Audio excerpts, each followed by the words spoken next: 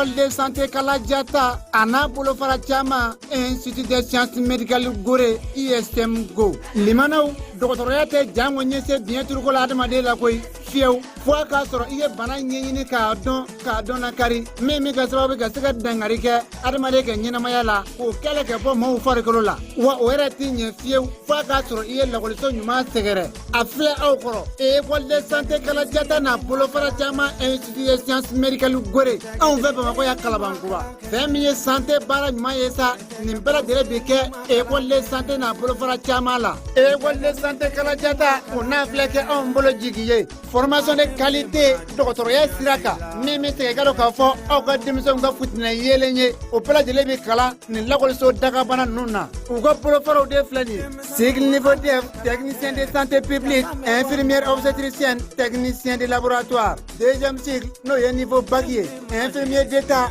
sage-femme biologie médicale formation wara o kofe aide soignant keta para matronika nimpela de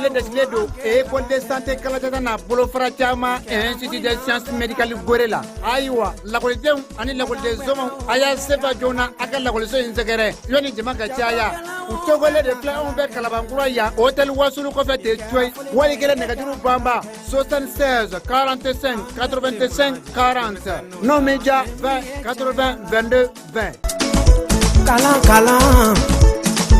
kala yesini. Va, oui, j'ai mon bac. Félicitations mon garçon, je suis fier de toi. Ici. Bon, maintenant que tu es bachelier, en bas que tu connais. Bon, pour voir, on est au Canada, on est aux États-Unis, on est trop. Et Mouna? Eh bien, où est-ce qu'on est au Canada? Ah oui, tel père, tel fils. N'est-ce pas Kalanki? Mais on est où ça? Ah, on est à EduX là. EduX? Oui, EduX, il y a quelques années, c'est eux qui ont fait les démarches pour ton grand frère. Ah bon? Et il a fait master, il a commencé à travailler. Oui, allô? EduX, c'est une équipe expérimentée qui assiste vos étudiants dans l'admission universitaire, la demande de visa, l'accueil et l'installation et assiste vos étudiants jusqu'à l'obtention de leur diplôme. Choisir EduX, c'est s'ouvrir les portes des meilleures universités au Canada et aux États-Unis. Appelez dès maintenant le 76 54 18 57 et permettez à votre enfant de réaliser son projet d'études.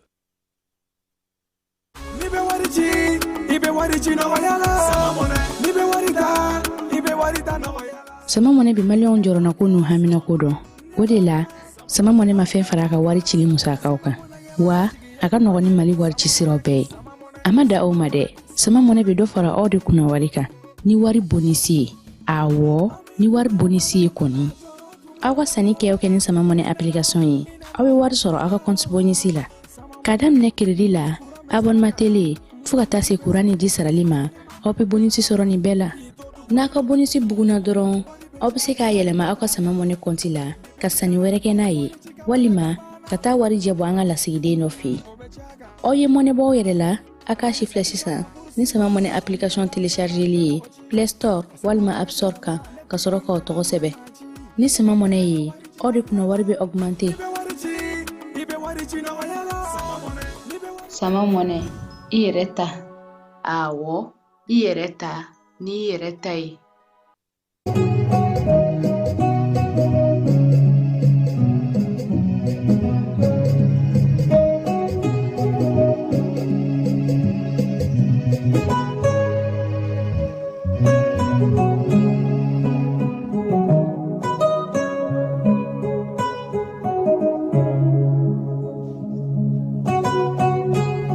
an filɛbagaw ni a lamɛnbaga cɛ ani muso denmisɛn ani maabakɔrɔ aw bɛɛ lajɛlen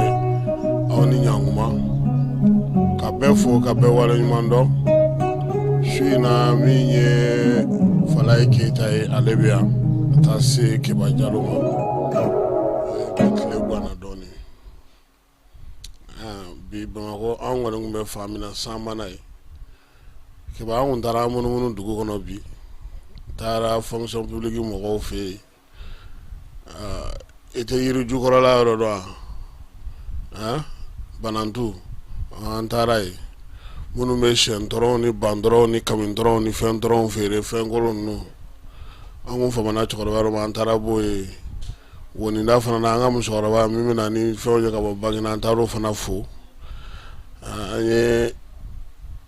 kini 20 ni furu tana ani nga dɔgɔ sa dɛ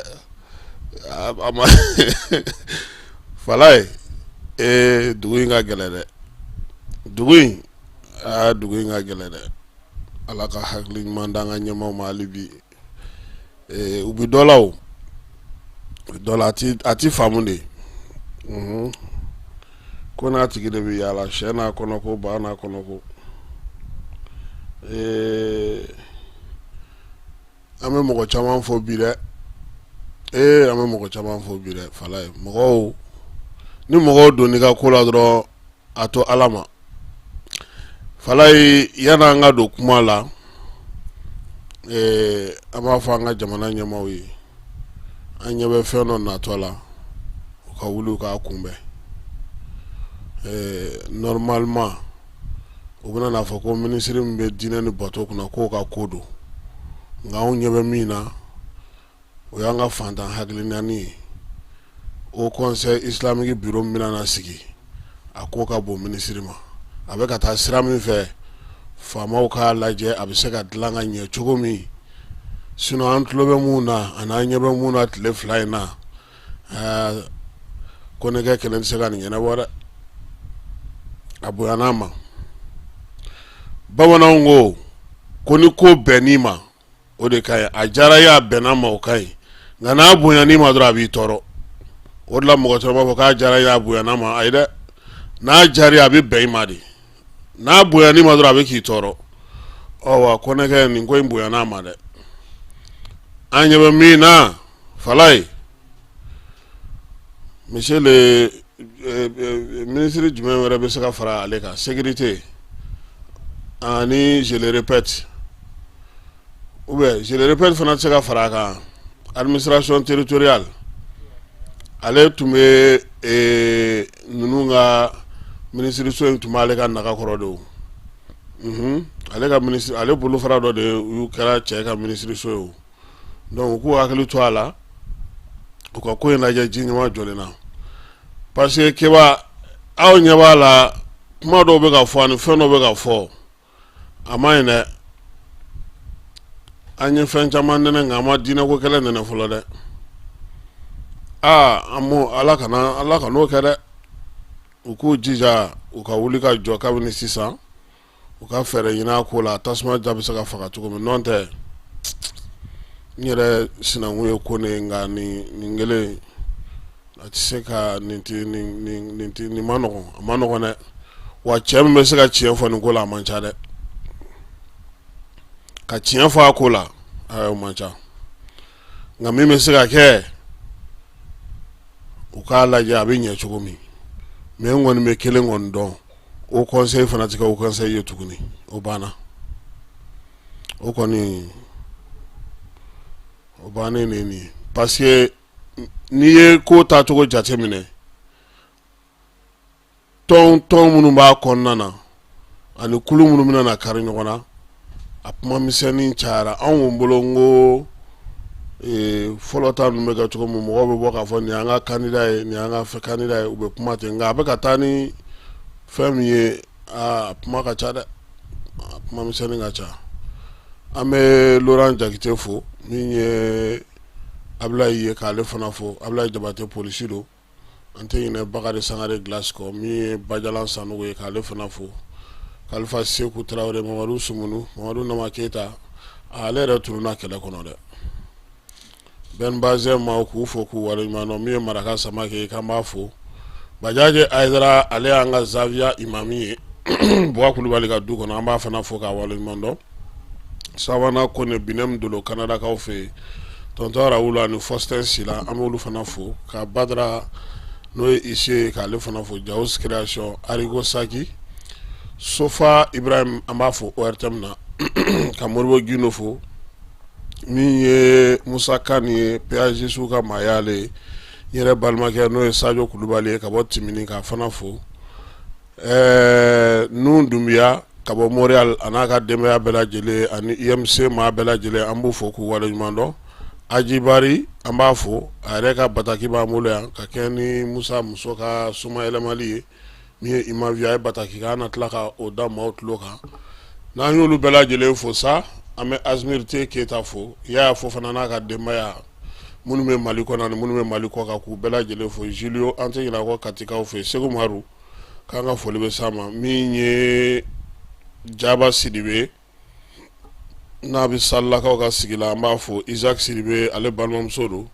Seru Sangare Bamako dugutigiw ka coordinateur ye k'an b'a fo Bakari Kulubali o y'an yɛrɛ ka cɛkɔrɔba a bɛ Koro barrage k'a Kulubali Falaye bi ɲɛnajɛba tun bɛ Sankaw fɛ yen min ye san olu ka kankura hectare 500 o de kɛra kan ye Sankaw fɛ yen kan in a kurumu karili hukumu kɔnɔna na min ye ministre Sadio Kamara ale tun bɛ yen Baru kɛlɛtigi n'o ye général de division Omar Baru Jara ye chef d'état-major Aruna Samake général Aruna ne ale armée de terre chef d'état-major ye Wolomasiri Tabaw ka ɲɛmaa caman min ye San gouverneur ye n'o ye colonel Ousmane Sangare ye Sankaw ka maire n'o ye Félicité Jara ye ani magobatigiw caman ni denmisɛnw ni cɛw ninnu bɛɛ lajɛlen bɔra sa ka Sadio Kamara a n'a nɔfɛmaw k'olu bisimila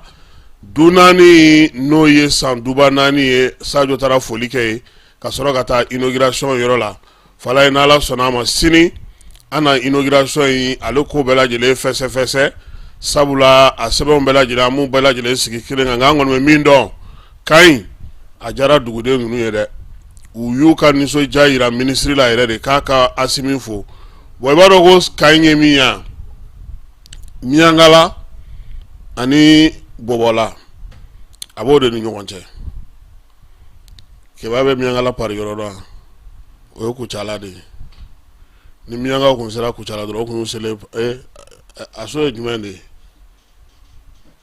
a so ye jumɛn fɔlɔ a ye ɲɛma koyi bon a so t'a la a so ka pari ye Bamako ye Kati ale ka Kati ye pari ye n'an bɔra ye bɛɛ b'a dɔn k'a fɔ nin dɔgɔkun in kɔnɔna na a kɛra kataba 4 ni solasigi ko yɔrɔ ye kumaw waleyaw kɛ fɛn dɔw olu caman kɛra nin dɔgɔkun in kɔnɔ kiiri min kun da sigira sen kan sa ko k'a lajɛ k'a fɔ ko min ye bateau avion ko ye ani pankurun ko Falaye ɲɛma sɔrɔ a la dɛ n'i ye nɛgɛ ta ko kankala i y'a bila ko kankala o wari minnu ye wari bɔ k'a don avion na olu ko k'olu ma wari bɔ a fɔra ko wari bɔra procureur ye maa minnu ɲini k'olu daliya b'olu bolo olu yɛrɛ nana fara maa nɔ minɛlenw kan olu bɛɛ lajɛlen jɛra ka kuma kelen fɔ yɔrɔ o bɛ ko gɛlɛya dɛ sisan procureur de ko k'u y'a daminɛ yɔrɔ min k'u ka segin ka taa ye n'o ye chambre civile ye chambre d'instruction ko seere kuraw b'a bolo tuguni n ka procureur in tiɲɛ na a ko k'a ye seere 3 sɔrɔ tuguni ko fo olu ka ɲininka premier ministre kɔrɔ 2 b'a la n'o ye Musa Mara ye ani Umar Tatamli mɛnna mɔgɔ ye la n famana ka Umar Tatamli ɲɔgɔnna ye dɛ Falaye maa bɛ se ka fa dumuni na k'a sɔrɔ i ma funu Umar Tatamli démissionnera don min Bamako primature la a bɔra yen yɔrɔ min na i b'a dɔn a taara min kɛ a y'a ka passeport da n'o ye premier ministre passeport ye ka taa passeport civil dilan a yɛrɛ ye ka segin ka taa nɔ la Dakar BCEAO baara la a ma hoho kɛ a ma mankan ci a ma yɛrɛ yira kɛ a ma rapport kalan kɛ a y'a ka démission kɛ yɔrɔ min i b'a dɔn maa fɔlɔ min donna a ka kelen ka démission kɛ Anpe ale de taara ɲininka kun jumɛn na o y'a sɔrɔ a y'a fɔ primature la ko maa si kana don a kan tiɲɛ na maa min don an bɛ se k'an jigi da ka don nataw kɔnɔna na wa hali sisan a bɛ ka fanga dɛmɛ ko ka o wele ani Madani Ture waati min na IBK bɛ fanga la ale kun ye budget ministre délégué bon procureur ni nu ma ɲɛdun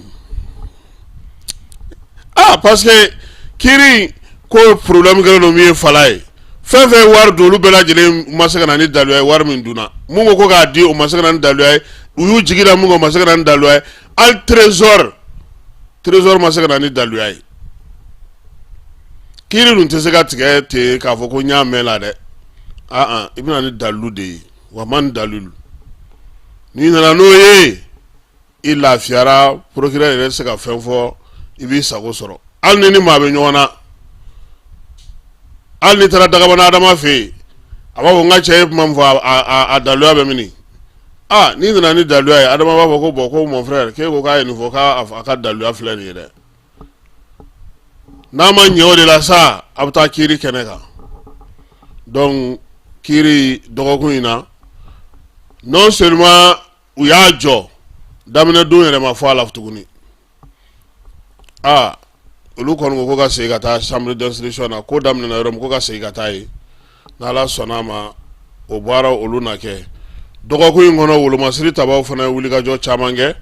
wulikajɔ minnu dɔw taara se n'u ye fo tɛnza waati nin kɔnɔna na u bɛ baara yɛrɛ la ye hali bi su minnu binna ye sa ni olu kun binna u y'olu dɔw ta ka na n'olu ye ko jɛnaja bɛna se ka kɛ cogo min ye bɛri fanfɛla kɔnɔna u ye taa tugu Bamaji wale kɛbaaw la maa 50 min ye bɛri kan k'u bɛ taa don a kɔnɔ u y'olu bɛɛ lajɛlen kɔni bɔnɛ u ni na minɛn minnu tun bɛ u bolo k'o dɔw daraki u la motow maa min yɛrɛ ye wulikajɔ in kɛ Bamaji jɛkulu tɔgɔla fana u y'ale fana bɔnɛ a ni na k'ale kɔni ka ko ban pewu a n'a nɔfɛ mɔgɔ 5 minnu ka surun a la kosɛbɛ sabula o kɛlen ka waleya in kɛ ko k'u bɛ 5 don fiɲɛ na o y'a sɔrɔ Albatros ale bɛ munumunu na ale ye gosili kɛ yɔrɔ ale mais bɛri denmisɛnninw ni bɛri mɔgɔw ye min fɔ ko min jar'u ye armée ka élément minnu tun bɛ duguma baara la u ye jugu ni ɲin n'u dɔn ka bɔ ɲɔgɔn na o jar'u ye kosɛbɛ sabula min ye chef opération secteur Maliko secteur 3 ye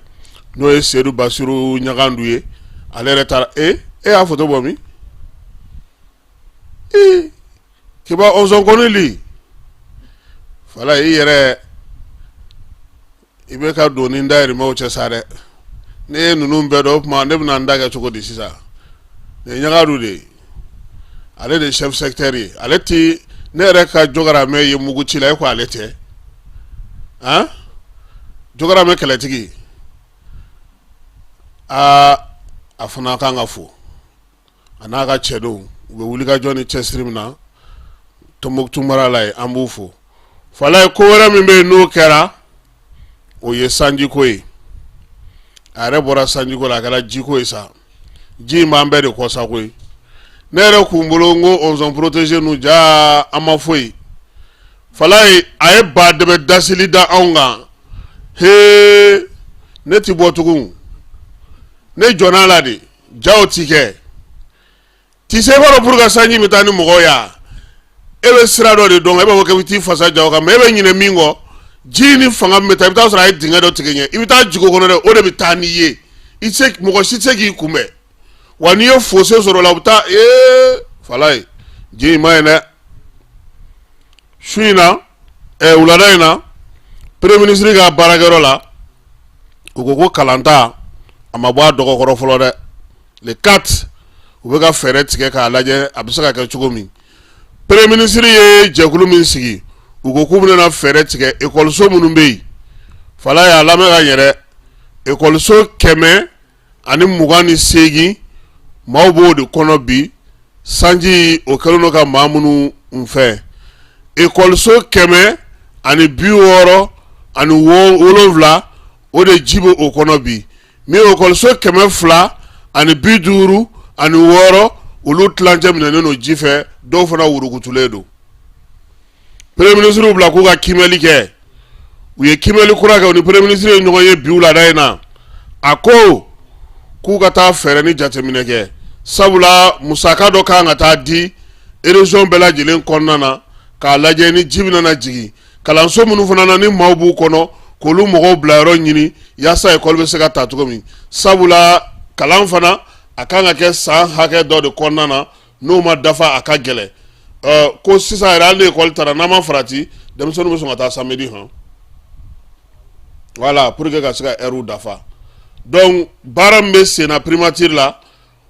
premier ministre ko k'u k'u jija sini u k'a jaabi di ale ma samedi ale ni président bɛ ɲɔgɔn y'a kunna ni min bɔra o la an n'a lajɛ sa k'a dɔn n'o y'a sɔrɔ président musaka mun bɛ yen n'o bɛ se ka mɔgɔ minnu bɛ kalansow kɔnɔ k'olu bɔ kalanso minnu fana bɛ yen n'olu bɛ se ka labɛn ka bɛn k'a bɛɛ lajɛlen lajɛ nin waati in kɔnɔ nka min kɔni ye ministre ye a ko ko ekɔliso 128 olu kɔni olu falen don ji la tewu 120 kɔ olu ye ji dodo don tilancɛ la min ye 256 ye olu kɔni dɔw dafirila ka bi dɔw fana urukutulen don donc baara bɛ ka kɛ nin cogo de la min ye sanjiko ye Bamakɔ yan san ye sira caman tigɛ dɛ sanjiko in na hali bi fala ye Nizɛrikaw fɛ yen maa 339 de fatura sanjiko la maa 383 o de jogina maa 1,000,000 o de bɛ Niger bi sigiyɔrɔ tɛ minnu bolo du t'u bolo taayɔrɔ fosi t'u bolo kunun yi ka ekɔli ta bila octobre kalo tile 28 na madala n'o na se ka kɛ tugun dɛ nka maa t'a dɔn fɔlɔ o kɔni ma bɔ a ma u y'a yira sa k'a fɔ ko min ye 100 sarada la maa 200 ɲɔgɔnna bi san kɛlen don ka tiɲɛni don olu de kun kosɛbɛ Niger ale jamana kɔnɔna na an bɛ an ka imam Udu Kone fo n'o ye 13e arrondissement kɛrɛfɛla misiri alimami ye a ka dangaw n'o ye Al Umran Ture k'ale fana fo min ye imam Koromaga ye k'o fana fo Mahamudu Sangare ka taa se Sanfili Soloma Burama Traore an ka cɛkɔrɔba k'a yɛrɛ fari man d'a la an bɛ dugawu kɛ Ala ka nɔgɔya k'a ye Mohamed Kulibali k'a fana fo Seydou Gindo Ousmane Gindo Amidou Gindo ka taa se Bɛnkɛ Kulibali ma ale ni an ka cɛkɔrɔba n'o ye Demba Sise ye an b'a fana fo k'a waleɲuman dɔn min ye an ka misiri kɔnɔna na Bamakɔ n'a lamini fala ye a bɛɛ kɛra ji ye keba bana ka bɔ kunun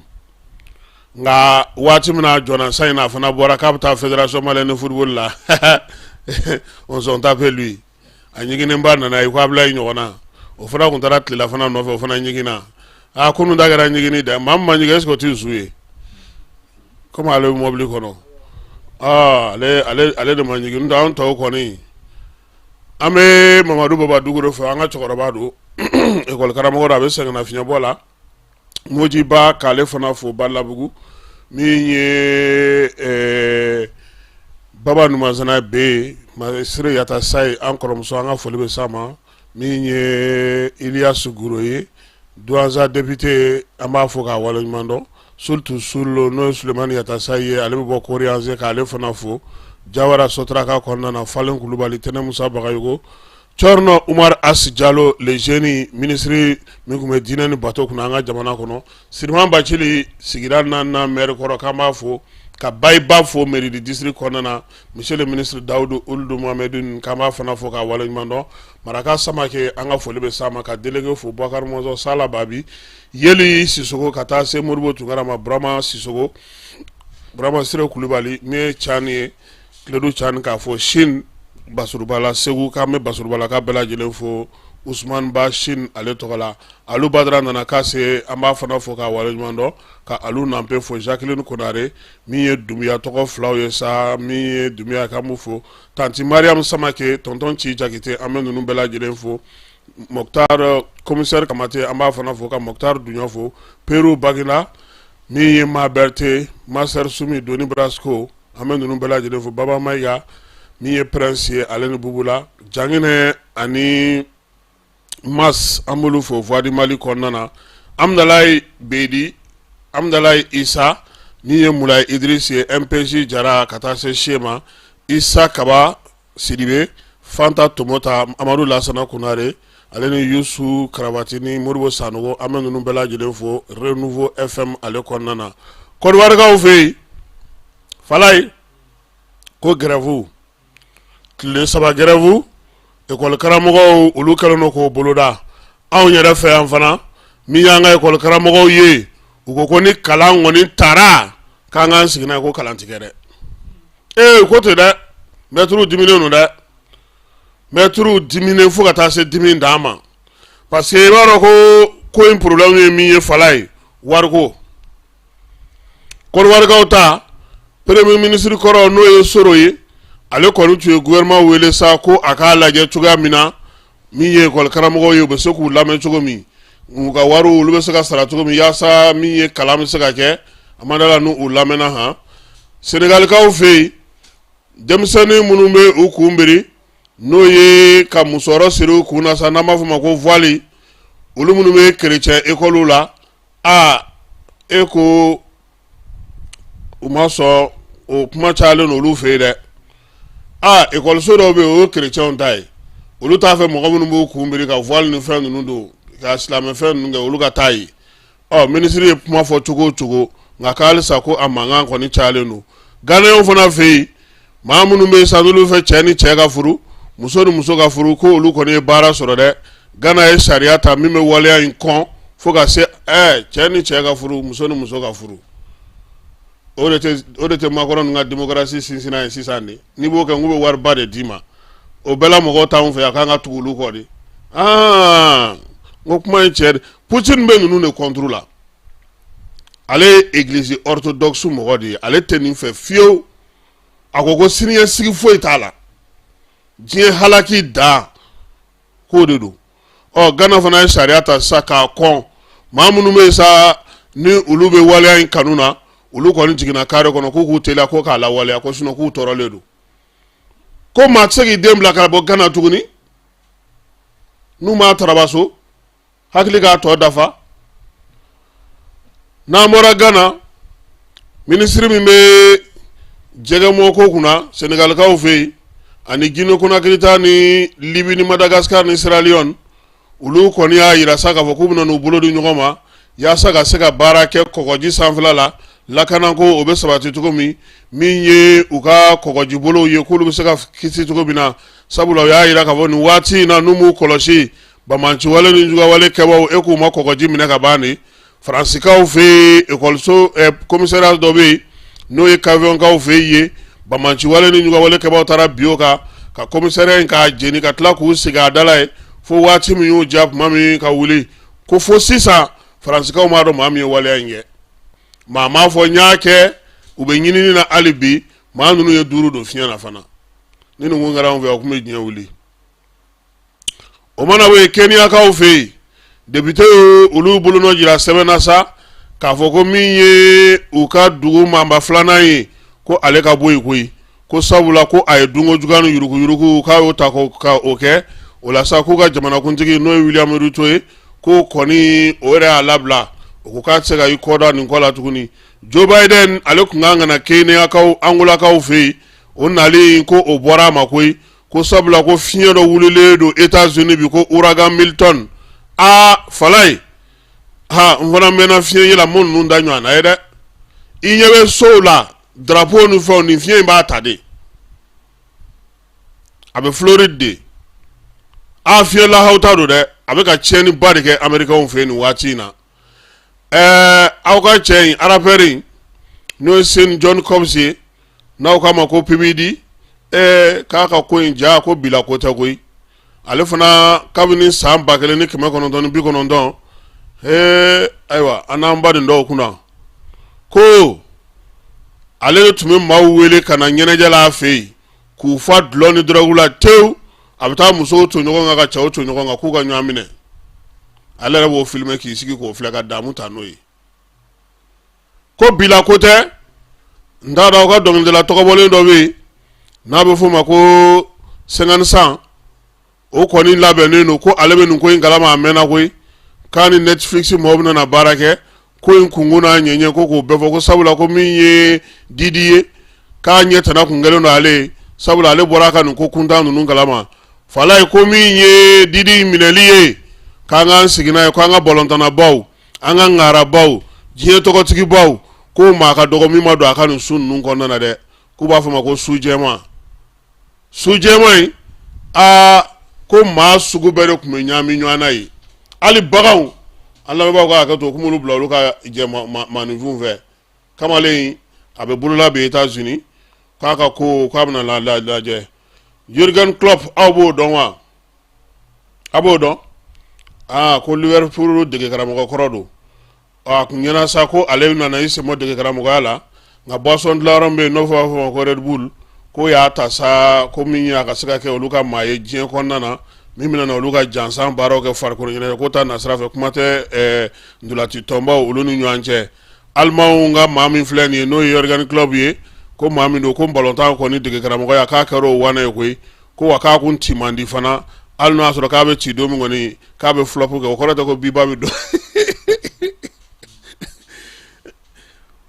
kɛlɛ min bɛ sen na Palestine-kaw olu ni Israel ni ɲɔgɔn cɛ k'a kɛlɛ kɔni bɛ ka kɛ nibɔ fara nibɔ kan ye Liban ale sen donna a ko in na olu ka faaba n'o ye Beirut ye ko yen kɔni Hezbollah dagayɔrɔ fɛn fɛn bɛ yen nin waati in na ko ta bɛ ka tugu olu bɛɛ lajɛlen na o wulikajɔ ninnu senfɛ sa u y'a yira sa k'a fɔ ko min ye jamana caman bɛ yen olu kɔni bɛ ka ninnu senkɔrɔma don Palestine-kaw olu fana senkɔrɔma don don silamɛ diinɛw fɛ min ye Iran ye k'o bɛ labɛn kura la tuguni Algérie ko ale fana y'a yira k'a fɔ sa ko nin waati in na a ka alikama k'o ti bɔ ka taa Faransi ko Faransi k'a ta ka alikama bila ka taa Faransi tuguni ko sabula Faransi bɛ ka Maroc dɛmɛ min ye Algérie parti sangana di lai ko u jɛra musaka bɛɛ kɔ koyi k'u bɛ fɛn fɛn sɔrɔ la k'u jɛra bɛɛ kɔ k'a kɔni ti olu kɔni ka alikama kɔni ti taa Faransi tuguni o ye kɛlɛ ye dɛ Faransi dun ni Alger cɛ n'i bɛ Marseille est-ce que 26 minutes de taa avion na a man jan tɛ o n'i b'a farati ka bi kɔgɔji kɔnɔ i bɛ t'i yɛrɛ sɔrɔ Marseille yɛrɛ vieux port la kɔni Zidane ninnu bɛ taara ten de école kalajata maaw k'olu fo Dr Salim n'a ka mɔgɔw ka a b'a fo Titanic kɔnɔna na min ye dibiteri bananba ye Danbele n'a ka maaw k'olu fo pressing dag ka taa se Kanute ma cɛ ka optique Amdalayi Aseyi Mali Fura Omo n'a ka baarakɛlaw honorable Kose Tera k'ale fo Sama transfert maaw k'olu fana fo Lasana Savana min ye Malik Bazoum ye Segukaw fɛ yen k'an bɛ ninnu bɛɛ lajɛlen fo Falaye sini min ye sangaw ka kango ye an na segin ale kan nin waati fana na an y'a ye k'a fɔ CNT fana ka baaraw taara baara bɛna na kɛ cogo min na CNT kɔnɔna na an n'an da don o la nka sisan an ka maa welelen o ye Alfuseni Balo ye min ye AJDS ye o ɲɛmaa ye ale ye an bɛna ale bisimila sisan an bɛ taa fan fɛ yanni ale ka sigi. Dugutigi ni wari dafara a ye paase d'a kan ka sira di ne ma. Sunkalo e kunkolo a tɛ yen dugu wari ko o d'i ma fo dugu ani dugu o wari t'a de o kɔni kuma t'a la sa e ka sama mɔnɛ to yen i yɛrɛ ta Sita Sidi ka numéro filɛ nin ye wari ci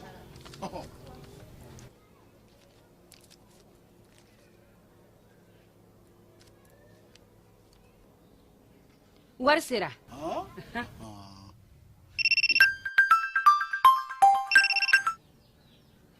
Allo i ye wari sɔrɔ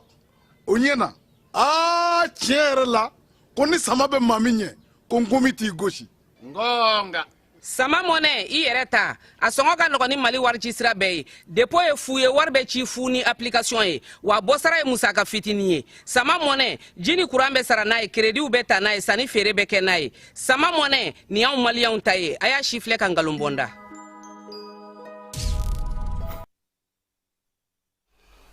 An bɛ segu ka foli kurakuraya aw ma i n'a fɔ an y'a fɔ a ɲɛna cogo min na sa wulada in na min ye Aluseni Balo ye président AJDS ale de b'an bolo sigida 6nan kɔnɔna na sigida 6nan o ye kin 11 n'i ma fili comme Bamakɔ yɛrɛ bɛ ka yɛlɛma sisan ko arrondissement 1 ni 2 ni 3 ni 4 ni 5 ni 6 ni 7 Kalabankɔrɔ k'o farala Bamakɔ kan sous-préfet sigilen don a bɛɛ lajɛlen kɔnɔna na olu kan ka na baaraw kɛ kɔrɔ tɛ k'an ka communes tɔgɔ fɔli bɛna na dabila sɔɔni Aluseni ni su an b'a nso i nana an ka wele jaabi bi a diyara n ye kosɛbɛ an bɛ fɛ k'a dɔn fɔlɔ AJDS yɛrɛ ye mun ye aw bɛ mun baara kɛ yanni n ka don kuma la fɔlɔ a ka kan ka bɛɛ lajɛlen fo ka bɛɛ barikada ka an ka dugutigilakaw fo k'an ka alimamu fo ka Sangare a bɛ lajɛlen fo Sangare bɛ yen basi t'a la le vieux Sangare c'est mon petit ne ka petit de don le coordinateur de chef du quartier ne ka petit de don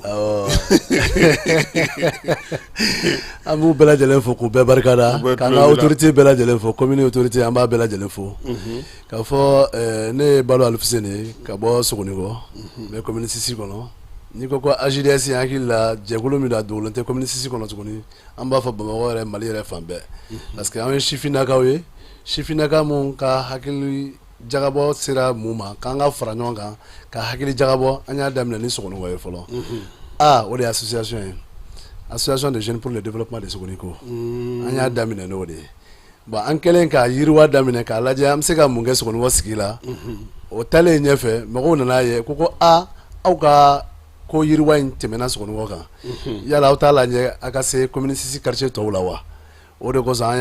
an y'a yɛlɛma an y'a kɛ commune 6 tɔn ye o sɔrɔla mun fɛ ko fila fɔlɔfɔlɔ yɛrɛ ye mun ye AJDS wɛrɛ bɛ Bamakɔ min tɛ anw ka nin AJDS ye mais o Sangarebugu ye a bɛ bɛn ɲɔgɔn kelen ma bon maintenant pour que ka différence don AJDS ni ɲɔgɔn cɛ bon commune 6 dali kɛra anw ta kan diyagoya ye o yɔrɔ la o fana kɔfɛ tuguni a ɲinina an fɛ comme déjà quartier caman farala an kan an ka intervention ma da Sogonikɔ dɔrɔn ma a bɛ kɛ commune 6 yɔrɔ caman na donc an ko k'a wajibiyala an kan sisan an k'a fɔ ko AJDS commune 6 pour que ani quartier bɛɛ ka jɛ ka baara kɛ parce que an ka slogan yɛrɛ o de y'o ye an ka jɛ an ka baara o de b'an ka fɛn sanfɛ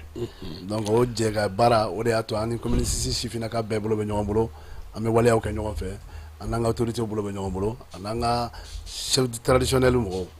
n'o y'an ka dugutigilakaw ye an tɛ foyi kɛ olu ɲinama n'u n'an ma jɛ ka min kɛ ɲɔgɔn fɛ ni Ala sɔnna. Ayiwa bɛɛ lajɛlen b'a dɔn kɔni k'a fɔ ko n'i ye tɔn sigi kuma tɛ sifinw i bɛ kuntilenna d'a ma aw bɛ baara kɛ mun ni mun kan aw yɛrɛ ka wulikajɔ bɛ bɛn mun ni mun de ma kosɛbɛ.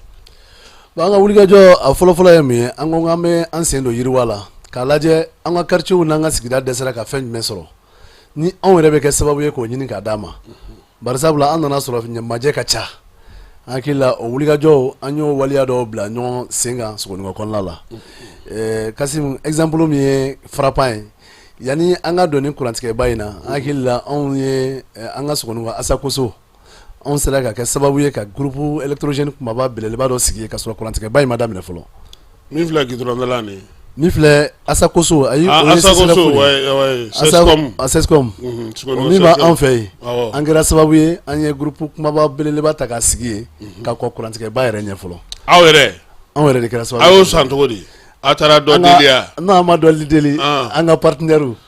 ani mɔgɔ minnu bɛ jɛ ka fara ɲɔgɔn kan i n'a fɔ n'an bɛ waleya fɛn fɛn bila sen kan i bɛ taa sɔrɔ anw yɛrɛ ka contribution b'a la fɔlɔ ka sɔrɔ an ka sɔrɔ ka wulikajɔ sabati ka se an ka partenaires ma parce que n'i nana sigi la anw fɛ commune 6 kɔnɔ ou bien Sogonikɔ kɔnɔna la a ka kan sifinnaka mun bɛ yen i ka dɛmɛ ta k'u sɛgɛrɛ o ye an ka bɛn kɔnɔna la parce que mɔgɔ si tɛ sababu ɲuman dɔn mɔgɔ tɛ sababu jugu fana dɔn ko bɛ se k'i sɔrɔ an ka sigida la mais ni anw bolo bɛ ɲɔgɔn bolo a ka ca Ala fɛ anw kan ka wulikajɔ sabati k'e dɛmɛ k'i bɔ o kɔnɔna gan kɔnɔ bon o n'a ɲɔgɔnna don n'anw fana wulila ko la a ɲininen don i fɛ i k'a lajɛ i bɛ se ka an dɛmɛ cogo min na an tɛ foyi jagoya mɔgɔ si kan mais an bɛ dɛmɛ ɲini an ka sigibagaw fɛ mun nana sigi kan an fɛ o y'an kan jagoya ye o n'a ɲɔgɔnna o partenariat de y'a to bi an bɛ se k'a fɔ an ye waleya caman bila quartier kɔnɔna la bolo bɛ se ka ɲɛsin min ma n ye exemple kelen dɔrɔn de ta n'o ye groupe électrogène ye n'o bɛ Asakoso la bi alihamudulilayi kurantigɛ nana sɔrɔ mɔgɔw t'a dɔn hali kuran bɛ tigɛ Asakoso kɔnɔ. aw tun y'o a kunbɛn quoi. anw y'a kunbɛn parce que an ko don n'a nataw la i b'a fɔ k'an kumana ka sɔrɔ ni kurantigɛ mana i b'a fɔ k'an bɛ nin kalama parce que ne ka intervention labɛn ne ko hali don min na ni Asakoso kɛra 2 étages 3 étages a bɛ se ka groupe kelen bɛ s'a kɔrɔ donc o b'a jira k'a fɔ e y'a dɔn ko bɛn'ale anw ye ɲɛbila baara de kɛ ka bila donc hakili la mɔgɔ caman b'o kalama o seereya b'an bolo hali sisan o groupe de bɛ ka marcher an ka Asakoso kɔnɔ o ye exemple frappant min ye min jirila k'a fɔ ko sifinnakaw kɛra sababu ye ka min bila sen kan an ka waleya an b'an bolo ɲɛsin a ma Sogonikɔ kɔnɔna la ni an bɛ se k'a fɔ hali an ka Sogonikɔ misirida bi k'a kɛ pavé ye waati dɔ tun kɛra ni samiya kun juguyara ka taa misiri la o tun ka gɛlɛn an ka samiya yɛrɛ nka ji fondo in o t'o ye dɛ mais ji fondo in tɛ ka fɛn kɛ an ka Sogonikɔ misirida la o parce que anw ye béton min dilan ka bila san 50 Kasimu a tɛ tiɲɛ awɔ bari sabula a dilantɔla an ye ingénieur bɔ yɔrɔ dɔ la ka na mun bɛ se ka na a justifier k'a jira an na k'a fɔ est ce que ni béton ma dafa ni nɛgɛ ma s'a se cogo la ou bien ni cɛncɛn ma k'a kɛcogo la ou bien ni ciment ma k'a kɛcogo la a tɛna dan san 1 ni san 2 ma mais pour que a ka kɛ san 50 baara ye an hakili la an y'o de waleya bila sen kan an ka Sogonikɔ misiriba da la a carré 3 an y'a bɛɛ pavé alihamudulilayi samiya mana na juguya cogo cogo sanji mana na cogo cogo ni san tɛmɛna dɔrɔn paf an hakili la maa si tɛ degun sɔrɔ misiri taali la o ye n ye dɔ fɛnɛ fɔ tuguni n bɛ se ka dɔ wɛrɛ fɔ hali min t'o ye tuguni. mais denmisɛnnin kunda dun. denmisɛnnin kunda an y'o de fɔ. u bɛ projet jeune b'aw bɔ de. bon projet jeune a bɛ dɔ k'a la parce que an ka réunion caman bɛ kɛ yen et puis non seulement u ka coordinateur an b'a fɔ nin kɛnɛ in kan parce que an bɛ se k'a fɔ chaque 6 mois espace sur bɛ kɛ yen an kɛra sababu ye ka denmisɛnnin caman bolo don baara la parce que baara saba de b'u bolo ni anw bɛ mɔgɔw bila ka taga chaque 6 mois a baara saba la dɔ ye maquillage ye musomaninw bɛ t'o kɛ dɔ ye safunɛ dilan ye an hakili la musow b'a kɛ waati ni waati o fɛnɛ kɔfɛ galadon fɛnɛ b'a la an kɛra sababu ye ka se ka muso caman caman an balaka denmisɛnnin caman don o fɛnɛ sira fɛ bi an ka denmisɛnninw an bɛ se k'an bolo ɲɛsin ma dɔw ye baara sɔrɔ dɔw yɛrɛ bɛ n'a fɔ an ɲɛna an sera ka nin sɔrɔ an sera ka nin sɔrɔ o exemple terre à terre b'an bolo sogonikɔ musomaninw et puis hali quartier wɛrɛ senukaw b'a la quartier wɛrɛw b'a la mun bi n'an kɛra sababu ye k'a to u kɛra indépendant ye u yɛrɛ bolo bi u bɛ ka somɔgɔw dɛmɛ bi u ka gako la bi. ayiwa i b'a dɔn ko jɛkulu fɛn fɛn mana sigi mɔgɔw bɛ jɔrɔ mun na o ye musaka ko i yɛrɛ da sera a ma aw bɛ musaka sɔrɔ cogo di tiɲɛ mɔgɔw b'aw dɛmɛ ma aw yɛrɛ jɔyɔrɔ ye jumɛn ye a musaka ko la ani fana san kɔnɔ aw bɛ fɛnba jumɛnw kɛ ni denmisɛnninw yɛrɛ b'u sigi n'o ye AJDS mɔgɔ bɛɛ lajɛlen b'a sigi n'a k'a fɔ ko nin bɛna na kɛ denmisɛnninw b'u sigi k'a kɔnɔ san kɔnɔ. o kuma diyara n ye alhamdulilayi an ka ko ye kɛnɛkan ko ye parce que munna an ko an ka texte kɔnɔna la n'i bɛ tɔn na a ka kan kalo o kalo i bɛ dɔrɔmɛ 100 sara o 100 sara an hakili la o bɛ fara ɲɔgɔn kan o bɛ se ka ko dɔ dilan o fana kɔfɛ vice président 9 vice président de bɛ ne bolo vice président 9 de bɛ ne bolo awɔ n'an ye waliyaw fɛn fɛn daminɛ a ka ca ala fɛ an bɛ se vice président ma an b'a fɔ n ko bon a dɔw la an b'a fɔ a ye 10 000 di a dɔw la a ye 5 000 di a dɔw la an bɛ se ka fɛn dɔ fɔ mɔgɔ tɔw ɲɛna i bɛ taa sɔrɔ mɔgɔ tɔw bɛ 500 sara la waati min na mais vice président olu bɛ ka 2000 sara waati dɔw la u bɛ fɛn bi président yɛrɛ kan n'o ye ne yɛrɛ bɔyikɛ ani cilasela ani ka cidenba ye waati dɔ la a bɛ fɔ ko e min y'an ka cidenkɛlaba ye an b'a fɔ e ka 4000 sara ou 5000 sara bari sabula n'o kɛra mɔgɔw n'a dɔn ko kulonkɛ tɛ tuguni an hakili la anw ka wari kunfɔlɔ bɛ sɔrɔ o siraw fɛ aw yɛrɛ ka cotisation an yɛrɛ ka cotisation a b'aw jigi da o kan an b'an jigi da o kan fɔlɔ anw sen bɛ yaala wa anw cɛlakaw dɔrɔn tɛ dɛ an balakaw b'a la musow b'an fɛ koyi wa depuis an y'a daminɛ halisa vice président 9 la joli ye muso ye fɔlɔ muso ye kelen y'a la o ka dɔgɔ dɛ mais musokuntigi fana bɛ yen o t'a la o musokuntigi bɛ yen n'o y'a sɔrɔ 9 don n'aw kun sera ka 4 kɛ muso ye ka 5 tɔ kɛ cɛ ye kasi i b'a dɔn a ma nɔgɔ dɔɔnin parce que munna an balaka mun bɛ yen n'u bɛ sɔn ka u ka ci bila parce que vie associative filɛ nin ye a ma nɔgɔ ale tɛ komi i n'a fɔ baara parce que min don jagoyala ko tɛ i tɛ bila a la jagoya i tɛ sara t'a la bon mɔgɔ min bɛ sɔn k'i ci bila a ma o man ca o de kama an ma se k'an balaka caman sɔrɔ a waati la sinon an bɛ baara in na sisan ni an selen a san 5 de ma sisan san 5 tɔn kelen an bɛ ka wulikajɔ caman sabati wa an ka wulikajɔ i ye min fɔ ko san kɔnɔ mɔgɔw bɛ sigi ni mun ye san kɔnɔ an kɛlen bɛ ka fɛn dɔw bila sen kan depuis an y'a daminɛ fo bi an hakili la o témoignage bɛ yen o ye kɛnɛkanko ye an b'a daminɛ san kalo fɔlɔ la n'o ye janvier chaque janvier san o san janvier tile 20 n'o bɛ bɛn an ka yɛrɛma indépendance fɛn an ka 20 janvier sɔrɔdasiw ka don ɲɛnamali o bɛ bɛn kalo tile 20 ma janvier kalo la an hakili la an y'o bila sen kan an y'o tɔgɔ da police proximité an ni polisiw 7e arrondissement bɛ jouer san o san ni y'a san 5 ye depuis AG bɛ yen aw gagné siɲɛ joli an bɛ se k'a fɔ o ma deli k'anw ci an ye match nul kelen dɔrɔn de kɛ match nul kelen san 5 aw ka moto b'u ta o nin kelen kan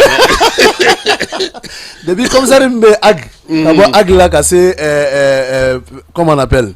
cɛ tɔgɔ bɔra n kɔnɔ yanni Male ka na fɔlɔ Tangara non Tangara tɛ comment on appelle